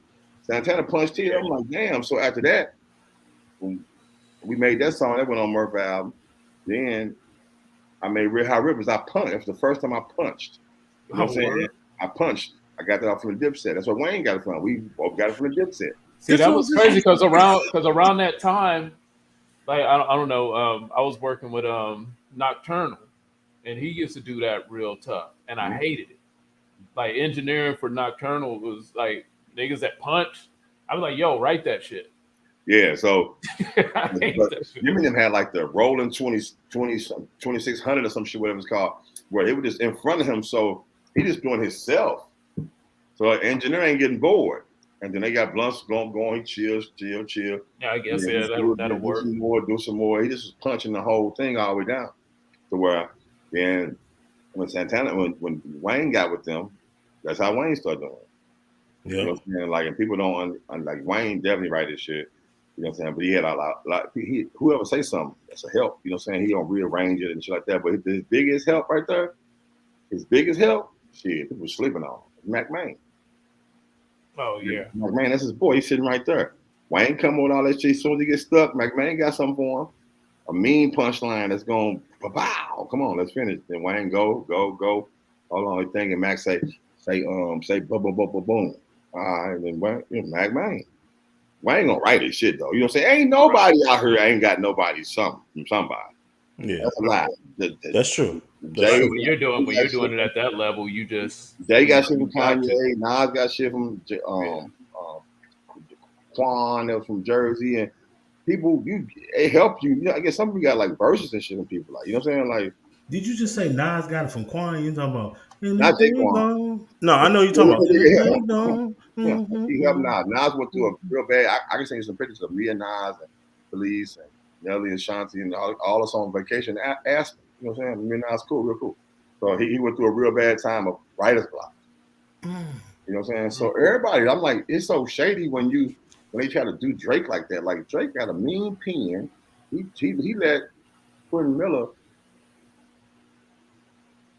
No, I'm gonna say it. I'm gonna say it to motherfucker. I'm saying he let Quentin Miller help him. I remember that. It was dope. He said, "Yeah, let me get that." You know what I'm saying? Riding through the 6 mile road. You know how that shit go. Quentin Miller was being managed by DJ Drama. Correct.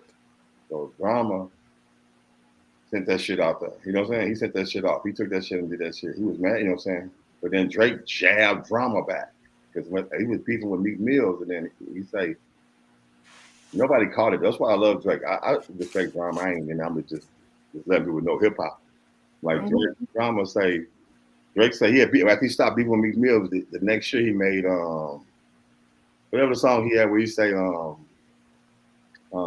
last year I had Drama Girl, not right now. You know what I'm saying? Last year I had Drama Girl, right now I'm talking about Meek Mills.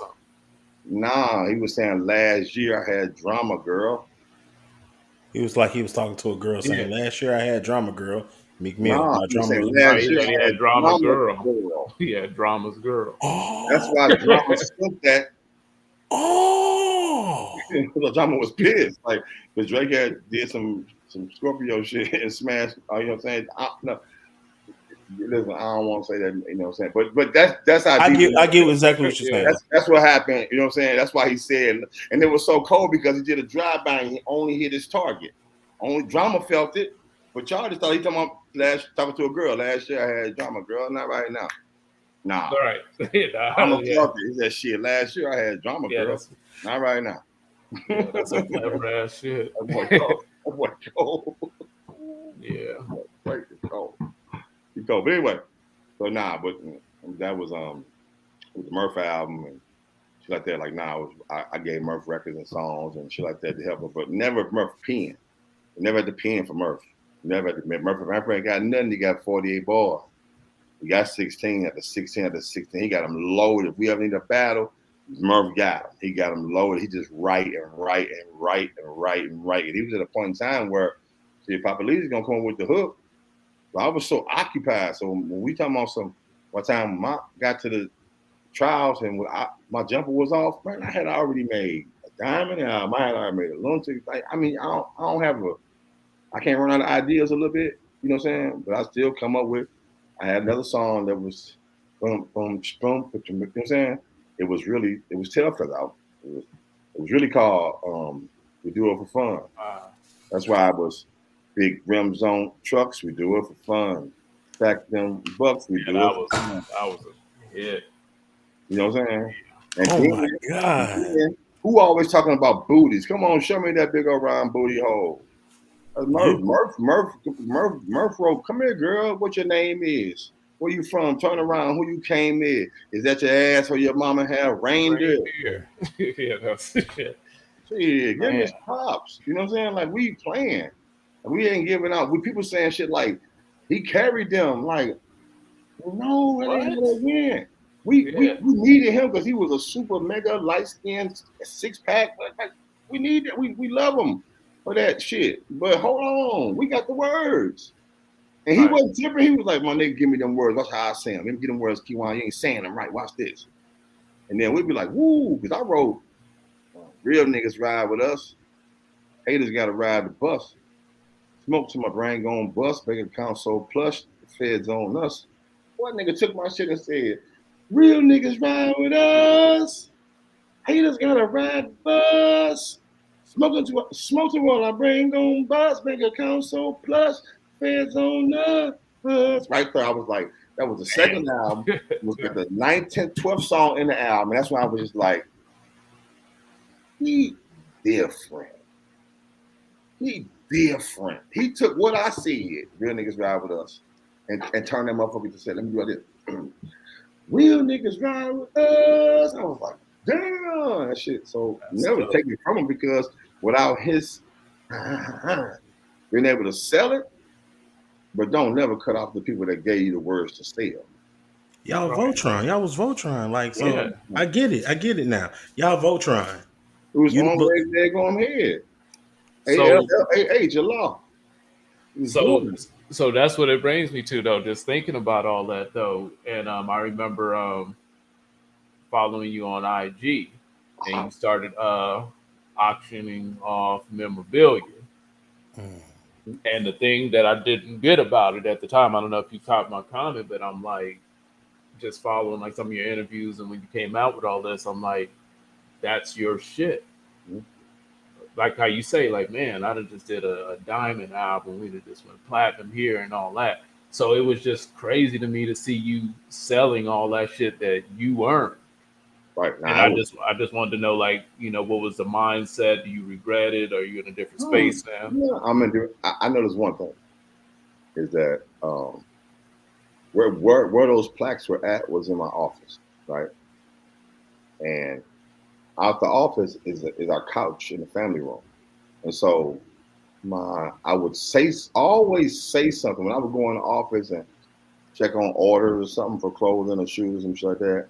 All them plaques were hanging around, and it would lead me to say something negative, or say something about the situation.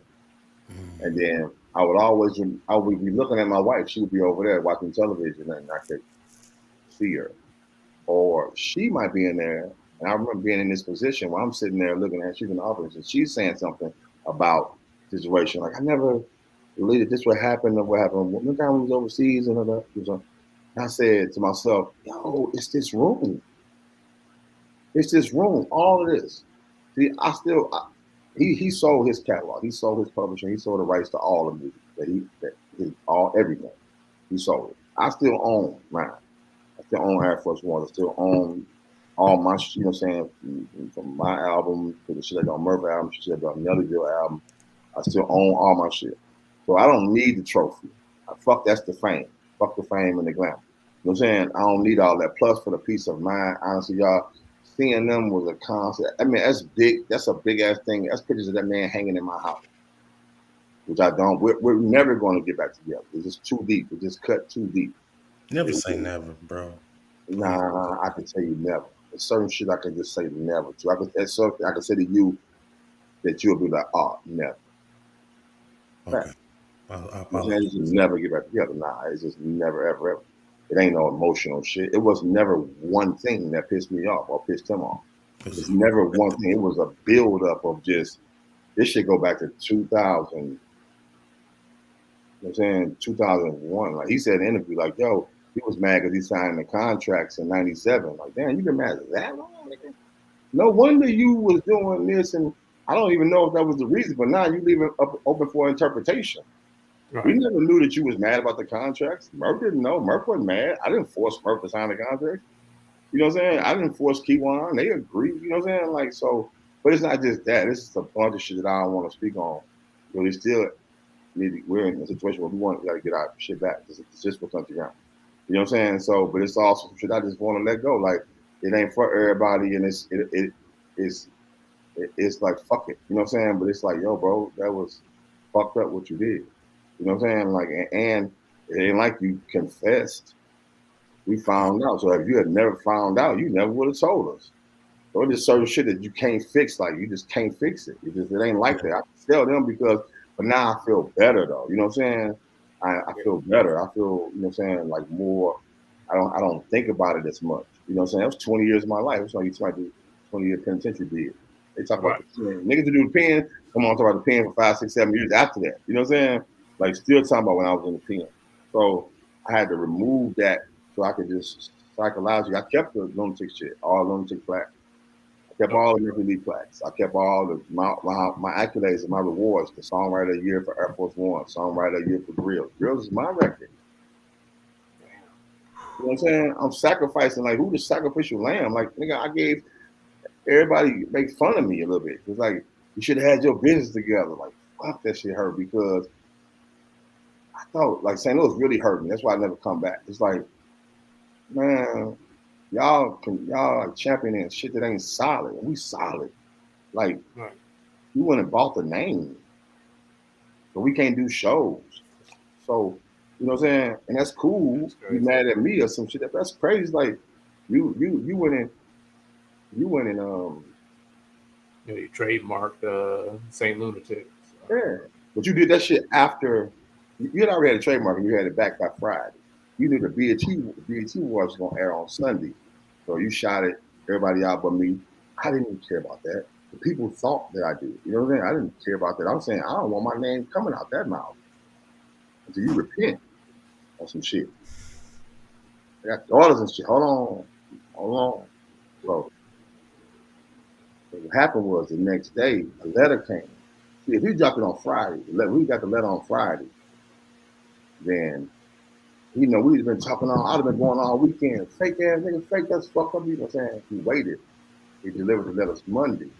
Now they're like, I'm mad because he didn't shout me out. I'm like, nah, because you bought the name. You bought the name September the 3rd or some shit. You know what I'm saying? So we're in the process of getting it back. We just can't do that. So we had to go through some shit to get our name back. That's why we can't. People say, y'all can be on the road. Like, yeah, we can be on this Millennium Tour. Easy. But we need the St. Lunatics to be up there. We can't just put, fuck all the TIX and all that shit. You know what I'm saying? Like, come on. Yeah. We got our shit back, and it's on our way back right now. It's verifiable right now. We're getting our shit back. And we can be, you can't take that. You can't. So it might be a whole other, he might start a whole other St. Lunatics with some other niggas, you know what I'm saying? But then, you know, we went back to like the Four Tops or wherever they got this. Temptations, different Temptations, St. Lunatics. It's gonna be Murph Ali, Kiwan, and Murph Ali, Kiwan, and Slow Down. And then, you know what I'm saying? And if he want to do what he want to do, but so just certain shit like that, bro. It was like, nah, it's just you bought that, but you did that. You bought the name, and it just, you know, it's gonna trigger me. I'm a Cancer, so I'm going in. I'm not gonna be mad at you, either one of y'all, for a week and not say nothing. That shit on sight, bam, ain't no fighting. It's just I'm addressing like, yo, bro, let me out you. Yeah, I ain't like that, bro. I ain't like that. You know what I'm saying? Even if you know what I'm saying, like even if I just really talking to y'all, if something went on in here I didn't like, I hit y'all after this and be like, well, I ain't like that, man, but I know you ain't mean shit, you know what I'm saying? I address it right there so it don't build up no, you know what I'm saying? Talk that to my wife, like, nah, if I get on your nerves about something, they get on my nerves. That's successful, grateful marriage. A great marriage. If you hold it up, it come out wrong. It come out in a time where it's loud and angry. You know what I'm saying? If you say, boy, I can't stand when you spill, you know, eat on the couch like that. And I'll be like, it's funny at the time. If you hold it and say it in a time where we battling, arguing or some shit, it can hurt different. So I'm not that kind of person. I already talk too much and shit. Y'all know that. I have to try to put a time limit on it. So the part I'm saying is that you can't say I talk too much and I don't talk enough. You can't say both of them. Come on, y'all. I take the weight if I talk too much or I do this. But don't say I ain't held this shit together for 20 years. And I'm just done, y'all. I'm just done trying to hold it over. When I'm done, I'm done. I'm trying to hold it, trying to bring it back, trying to keep this. My money getting lower and lower and lower and lower. I don't care about the money. I don't care. And he knew that. He said it like, yo, if I could depend on anybody. His nephew said it. Man, my uncle said if he could depend on anybody in this world to come at 3 a.m, gonna come get him out the bed, it's Ali. I'm coming, nigga.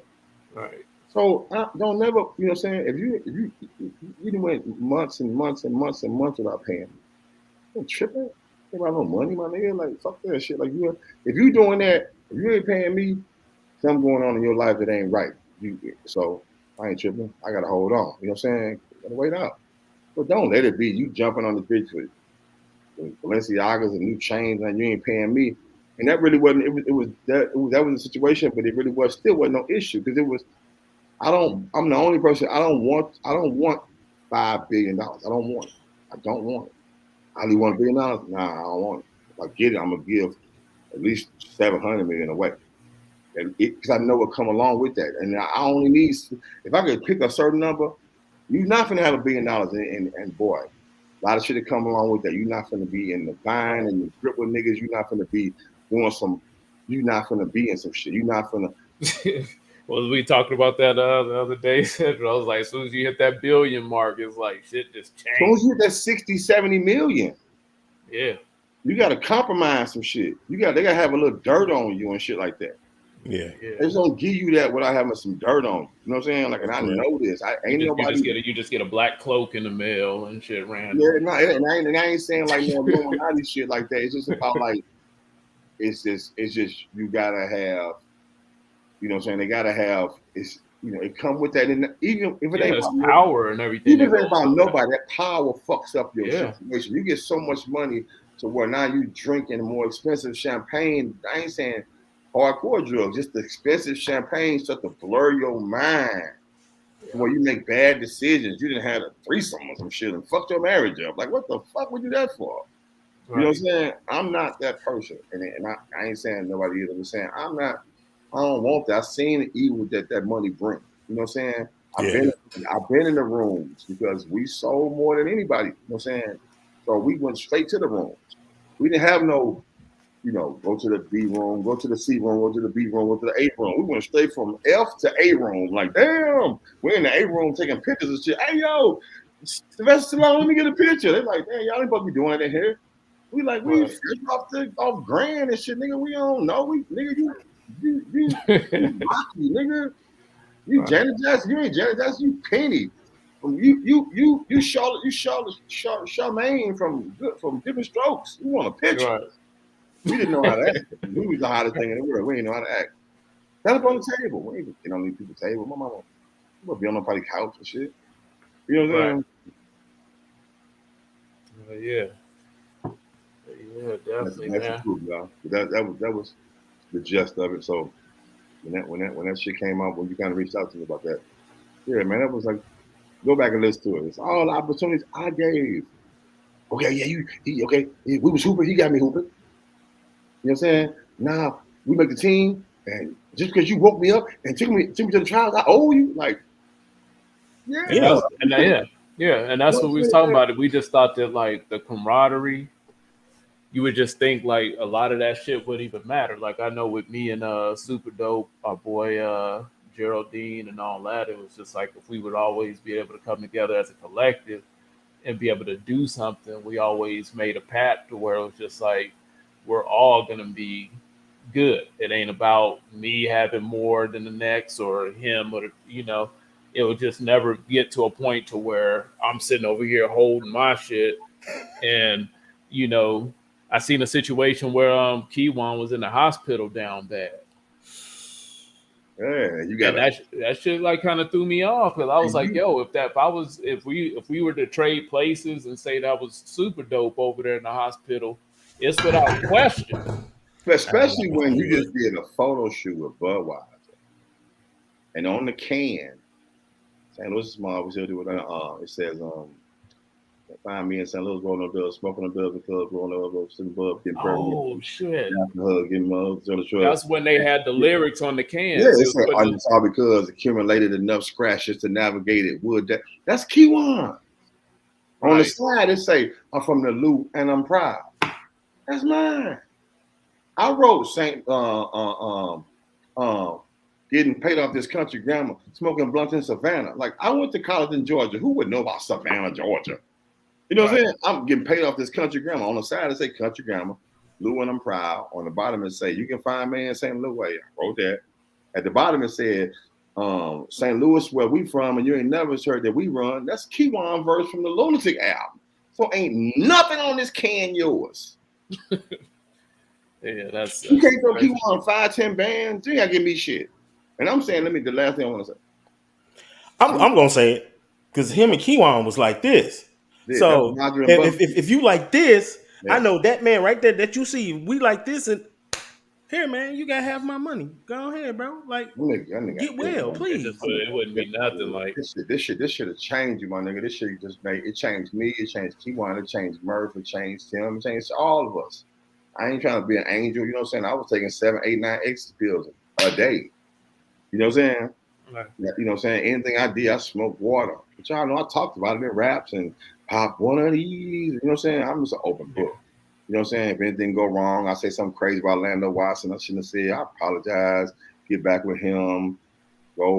Things that me and him went through for like when he was in the hospital. I was there. We just never talked about it. I was there buying pain medicine and just doing shit for him. You know what I'm saying? We fucked up. We went too far, me and him. You know what I'm saying? So, Yeah. but my nigga got different, my nigga. It just got different. But I want to say this is that all I asked was this. All the opportunities I gave, I always want to say, do I owe you? I really want to be like, yeah, but I never, the truth was, I just said, don't block me. So you was blocking my shit. And I always knew like, damn, I'm big, bro. I help him write this shit. I got him in the game. You know what I'm saying? I was cool. I was 2 years old. I was cool. I was, you know what I'm saying? He looked up to me, you know what I'm saying? So he liked to keep me around. I was, you know, I knew cool shit. I knew hip hop culture shit. I knew just goofy shit. I knew from everything from Wu-Tang to TV show Friends to, you know what I'm saying? I just knew all kind of weird ass Jeopardy question ass shit. You know what I'm saying? So always good to have around. Like, you know what I'm saying? So I was just saying, don't block me. That's all I'm saying to the world. People don't understand. I'm not saying don't help me. I'm saying stop blocking me. Right. I go get a deal at Universal, you fuck it up. I get a job offer, you tell him, no, he cool, he don't want it. How are you gonna turn down my job? I want that job. I'm 43 years old. I want to go to work at 9 to 5. I don't want to do right. anymore. You try to tour and do all that. I ain't trying to tour. You tell him no. How you gonna tell him no? Okay, that's cool.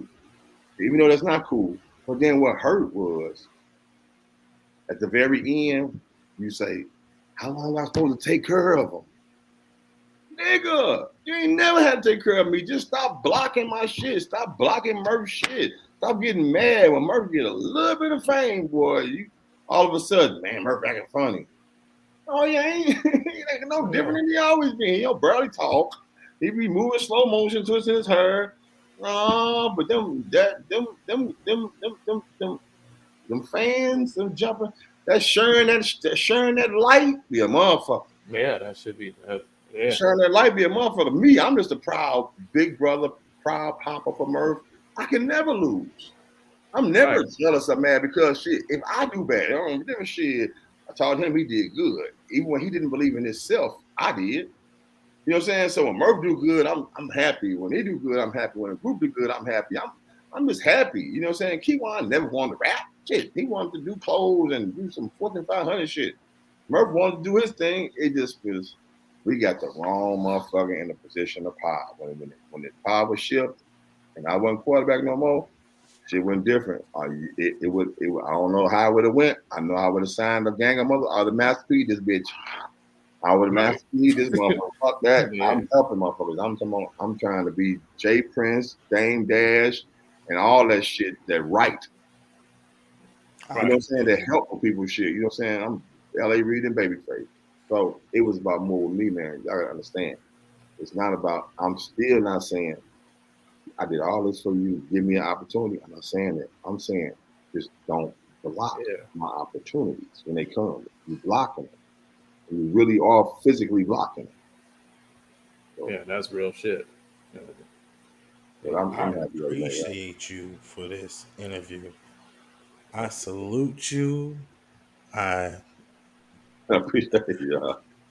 Yeah, it's truly an honor. Like, we've been a fan, and it wasn't just always just of like, you know, the main face. Like, we appreciated everything, the whole collection, and what you guys did and what you guys brought as a collective and shit. Like, all of you, like, we were fans of that whole movement, and then just to have you on this with us, you know, starting up on this podcast, it's just, you know, it's a real blessing. I appreciate y'all having me too, bro. I had a good time.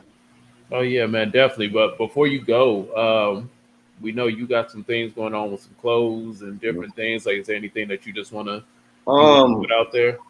Yeah, I got um clothing line prep league. All I'm doing right now in life is, my publishing and my shit. I'm just living. I want to take 2 years off and just kind of like see if I can do that. But now I'm kind of getting back and doing things. And all I'm doing is to still trades. Before anything, I was a DJ. So I was a producer. Um, I used to, in the neighborhood, this is my neighborhood too. I used to pay me $2, $3 to clean your shoes.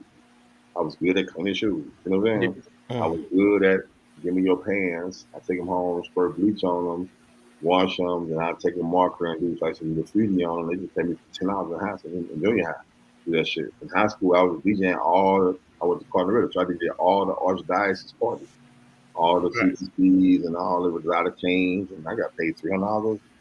You know, then I went to cutting hair. I just cut hair at my house, and then I cut hair and come to my house, and I was DJ, so you could get a haircut and a mixtape, and you know what I'm saying, for $10 and shit. You know what I'm saying? So all I'm doing now is just doing that bigger because I got more money. So the Air Force Ones, I wrote a song that made that shoe the #1 athletic shoe. Not wrote, yeah, but came up with the concept. Like, yo, let's do a song about Air Force One. That's really in the industry a big thing, the concept. I didn't know how important that was. Right. So did that. They made $28 billion. So I gotta go talk to Nike. Like, Nike, come on. I made $28 billion since we dropped that song, and y'all been the #1 athletic shoe. So you mean tell me we sold y'all more than Jordan?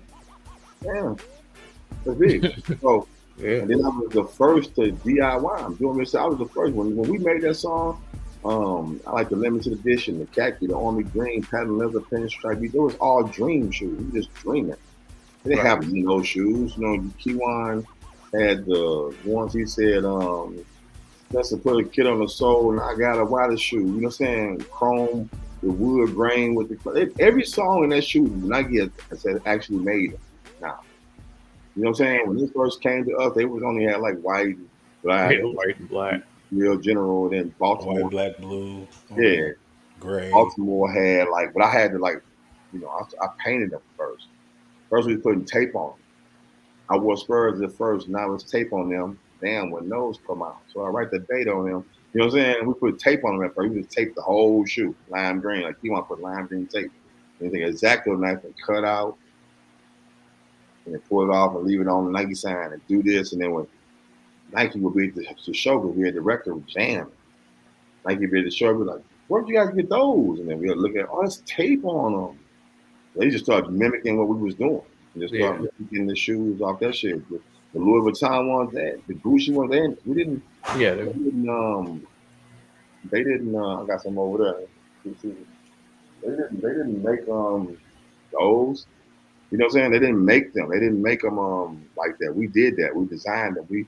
I straight could do them now. Though. You know what I'm saying? I was doing them then. I was the first to paint them. Anything. I was the first to do that shit. Like period. Yeah. Period. So they was talking about. All I'm saying is show me. Show me. Just show me. Just show me. Well, show me something that you had in '98 that you painted yourself. No. You know what I'm saying? Like, nah, I first did that shit like that and did it and put that fabric on there. And now I learned how to sew it in the toe and shit and on the Nike sign and shit. Like, now as kids, that's just crazy with the shit. They make a whole. That's just a thing now. I'm happy. I ain't jealous or. I started something in life. Like, damn, I could die today. Like I got an impact, you know what I'm saying? So it's just that I got the shoes, as I said, I do forces any kind where you want them. I buy the authentic purse or the garment bag or the backpack or whatever. And then bring it home, break it down. You know what I'm saying? So the shoes, forces, now I'm doing Jordan 1. I got the clothing line. But I'm gonna open like a spot. Little small spot so people can like come versus I ain't got to keep going back and forth to the post office all day and every day. But it's a brick and mortar. A brick and mortar. A brick and mortar spot, yeah. So I can just it's probably big as a cell phone spot, somewhere I can just take orders at where I can deal with things and clean shoes. I know how to, do icing in the soles and all that kind of shit to where it's just really good kind of and it's just fun right now at this age to do that and be able to make a living off that kind of fun shit and set my Yeah. own hours in, and then still got some other shit coming because I got a, you know, we got a court situation where we have to be paid. We got a whole album, country album that we didn't make no money off of. Right. Yeah. And then speaking of that, before you go, if I could, is there anything, or you still doing new music and all that? Yeah, I got Black Gold. I made it 19. But it's really me rapping now. You know what I'm saying? Like I'm not catering to nobody but what I like to do. So Black Gold came out in 19. 2021, I dropped Rose Gold.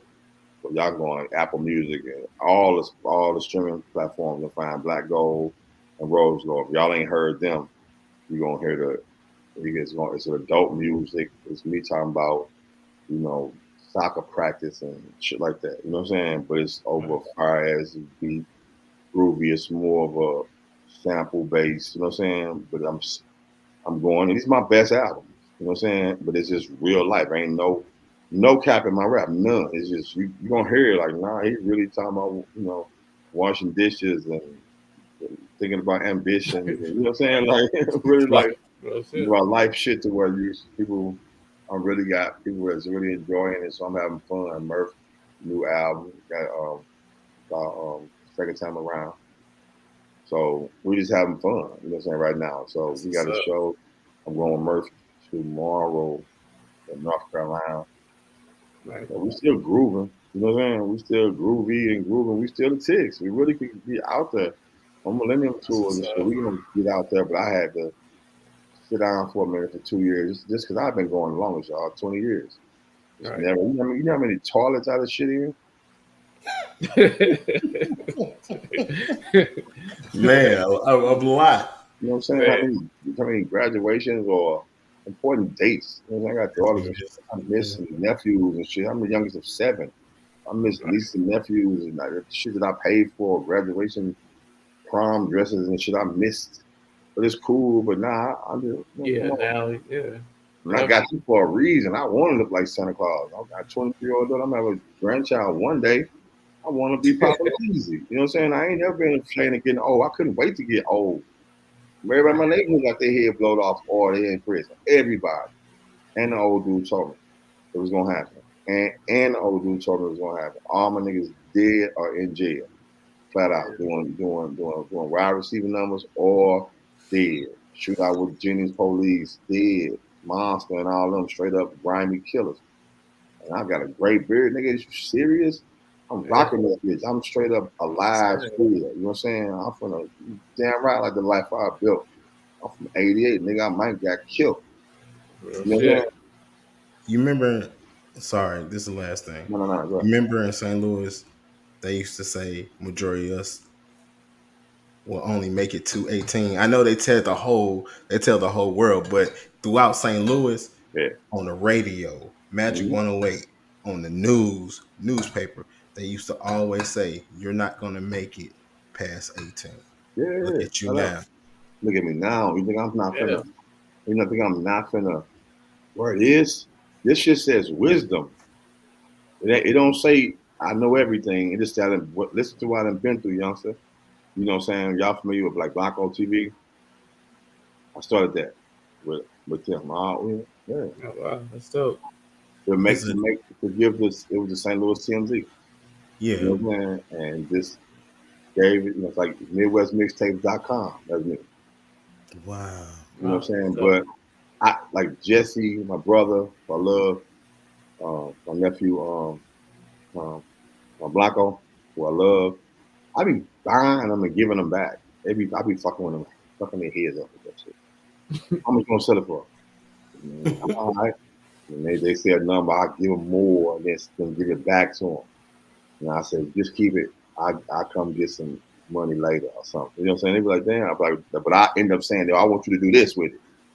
You know what I'm saying? And they kind of be like, yeah, what you want me to do? I'm like, here goes some money. Go find the hottest beautician, the hottest, barber, the hottest, just make St. Louis, like, make everybody like stars. You know what I'm saying? You get a beautician that's hot, you tell her, come there and say, Ali paid for the site. You know, whenever you go on to Target, let me know. Or go to Target next week wear some kind of, don't overdress it, play it down, but look kind of cute. You know what I'm saying? And I'm gonna touch them and get like a paparazzi shot. You know, I'm gonna say, boom, Shell caught her at Target slipping. She still look good. Boom, post it. And it just turned people into stars at home. Right. Next stars. You know what I'm saying? Make See. how to match. It's a science behind it. You know what I'm saying? Yeah, I just get sold from the last 2 years just working on my daughter. Yeah, she had 100,000 on whatever on Instagram and 400 on there. And everything. Like, yo, just kept teaching her, like, yo, but not too much. Can't teach you too much.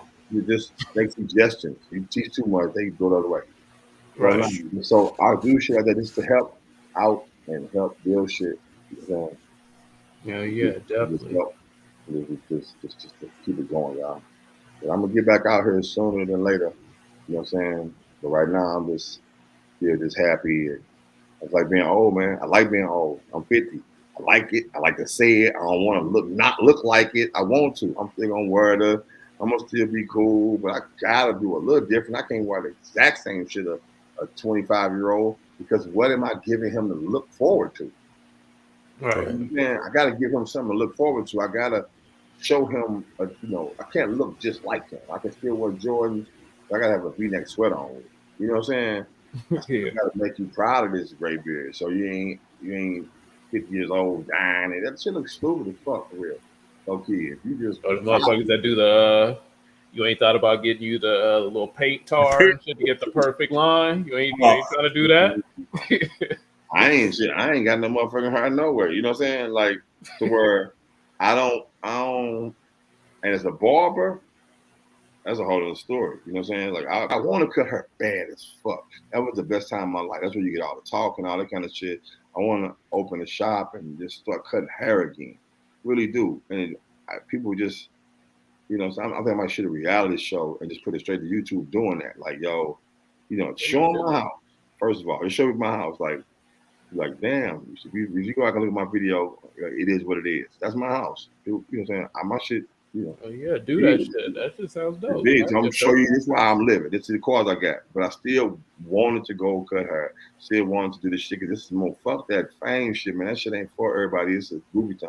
So I admire the kids that's now they're cutting hair. Like, man, y'all got so much shit. I was getting $15 to $10 a cut. These motherfuckers getting $100, $75, $50, man, $25. Like, damn. I still ain't seen $100 lineup yet, but they say they out there. Yeah, but I'm saying he's getting $100 cut. I was charging you with a beard and everything with $15. So I'm saying like that sounds about I right. ain't no old hater though. like man, you're grumpy. And I'm like, nah, I'm like, dang, I gotta get back cutting hair because shit, I was good. And if I could draw on your face too, you know what I'm saying? Man, they got all kinds of tools now where they pretty much got razor pins and shit now. Yeah, I seen that. That's crazy. To where I can draw. So if I could just go on your beard like this, like for years I show y'all. I use a marker, a wet dry marker from Sharpie, because I didn't want to dye would break me out, and I didn't want to. So I would use that back in 2000 when I had like a little piece of gray. I used wet for slick surfaces, wet dry, boom, boom, boom. I would put that there. I can swim and shower and it won't come off. It's made for wet dry. So when I would have like a goatee, you would look and see. I can show you pictures where it was this day I had. I would get on stage, my whole shit would be perfect, black. After the show was over, I'd walk outside. And people would be like, "Damn, we didn't even recognize it. It was great." So I can rinse it off. You know what I'm saying? And I've been doing that since 2000. You go back and look at the Country Camera album cover. I had gray right here. So I always was touching. So I kind of did that. You know what I'm saying? To where I start showing other people I seen it, Paul Wall, like, how your shit like that? Like, I got this little marker thing. I do like this. It was when it was cut down real close and low, like how yours is. You know what I'm saying? And I would just touch it and then just make it where, because I'm with a bunch of 8 years younger than me. You know what I'm saying? I can't be, now I can be Papa Lisi. Now I could be the oldest one. It looks fresh now. But definitely. So yeah. I think me and Super Dope still, if we get out of here, we still gonna hold on to hope that we I guess, eventually get a reunion, if any group should come back in full force, it would be the Saint Lunatics. Nah, I wouldn't even. That man is like that. We'll never get cool again. We Yeah, know it. We know it. that's unfortunate to He hear. sounded like that. It's just how it's so much love behind it, to where I didn't say so much shit about him. He didn't say so much shit about me. We'll never get back together ever. I promise y'all. I promise my life we'll never get back together. And Hey, people said he even said that he would never be cool with Ashanti. Look now. But that's yeah, different. that's what I'm saying. Like he been knowing Shanti, you know what I'm saying? Whatever. I've been knowing him 30, That's what I'm saying. 30 years. Like, no, I'm saying that I mean, I respect what you're saying. I'm I'm not just wishing. I'm sorry. I'm just wishing. I'm wishing it over. I don't be wanting to put We I don't trying be to wanting find a to put a loophole. cloud over. I wish him and Murphy Keywan. Now let me kind of get back together and do that kind of thing. 'Cause that was the original Lunatics. It was just my group. I Gotcha. was just teaching them how to rap and shit. Then Murphy asked me one day to join the group. Come on, Papa, you should join the group. We good enough. We good enough now. So I was like, one of the members that quit. I joined the group, but nah, it ain't never gonna. It ain't never gonna be that no more because it was just too Okay. much. You say it's never gonna be. I'm cool with that. But if it happened, just saying, I got an idea. Say them come out, right? They do a couple songs, and then Murph go, "Hey, Ali, come join us." Right. Could, could you just step out on stage? I think that'll be dope. Yeah, we can't get the last verse on Red Hot Riplets one time. They ain't never gonna occupy the same space again. Man, If you ever occupy the same space, I'm up. I ain't got nothing to say. He ain't got nothing to say. He shouldn't have nothing to say. And if he got something to say, I'm shocked. I'm really disappointed that he would have something to say. He ain't holding firm on what he's saying. But I ain't got nothing to say. We didn't cut too deep. You know what I'm saying? We didn't went too deep to where it's like, nah, we can never. Because if we could get back together now, it was fake from the beginning. So we didn't went so far right now to where I can never honestly trust you again. So I couldn't. And then people say just get together for the money. Like that's sucker shit. Like we should listen for the money. You know what I'm saying? Yeah, It's like, I get that. we I cool, get we that. cool. It's just too much. It's just too much. There's a lot of shit that I could say on my end. That y'all be like, oh, okay. I can say on his end. Y'all be like, oh, okay. I'm tripping. I ain't know it was like that. Y'all never be, I never anything about my wife, not my wife and shit like that. But yeah, no, we get it. We just get it. We totally just as get it. fans, a lot of people, they're not gonna. and I apologize about that though. You know what I'm saying? That's why Definitely. I think that at least Murph Keywan and the rest of them get back together. It'll be a good look. You know what I'm saying? Yeah. But I apologize to the fans, and I'm trying to, you know what I'm saying? Hopefully one day, some miracle happen or some shit, you know what I'm saying? I bump my head and have a, memory loss and fuck, you know what I'm saying? Can't even remember what it was, you know what I'm saying? Yeah. And I don't want the fans, there's people who do like hit me like, bro, it ain't about you. It's about we wore band-aids and we wore big clothes, motherfucker. I'm like, Yeah, no, definitely, man. We get that. Shit, we don't want to hold you up too much longer. We know you're busy. Give the folks your social media link so they can find you. Ali _ Saint Lunatics. Is it Saint Lunatics? Ali, I have Saint Lunatic or Tick is Saint Luna. Saint Lunatic. Ali _ Saint Lunatic. And Ali Kenyatta on Facebook. I don't think I got Twitter. I got some on Twitter, I think. I don't know. I'll never go on there. It don't matter. Yeah, definitely. So we'll add the links and stuff once the interview grow up. We'll Just follow me on IG or Facebook. IG gonna, he's definitely active on IG. I know that. So And everybody, make sure y'all follow his prep league. You know what I'm saying? Make sure y'all they cop got something. too. Yeah, new shit coming out. Everything be exclusive too, so don't be expecting me to do because I really do the shoes. You know what I'm saying? So I be having 50, 60 orders and shit. You know what I'm saying? Don't be liking to do the same thing over and over. Can't stand that shit. You know what I'm saying? So I appreciate y'all pushing that though for me. No, oh we yeah, no appreciate doubt, you, man. and we hope We appreciate you. you can come back again. Because I know it's still more stories to tell. You hear me? Yeah, it's like Murphy Lee gonna say, man, chill, save it for the movie. Okay. Right, exactly. Save it for the documentary, save it for the movie. You know, so it's gonna be that's definitely gonna happen. It's definitely gonna be a documentary or a movie to explain Oh it. hell yeah, yeah, that's gonna be hot, man. All right, Jay, you can send us up. All right, shit, that's your job. You want to send us out? All right.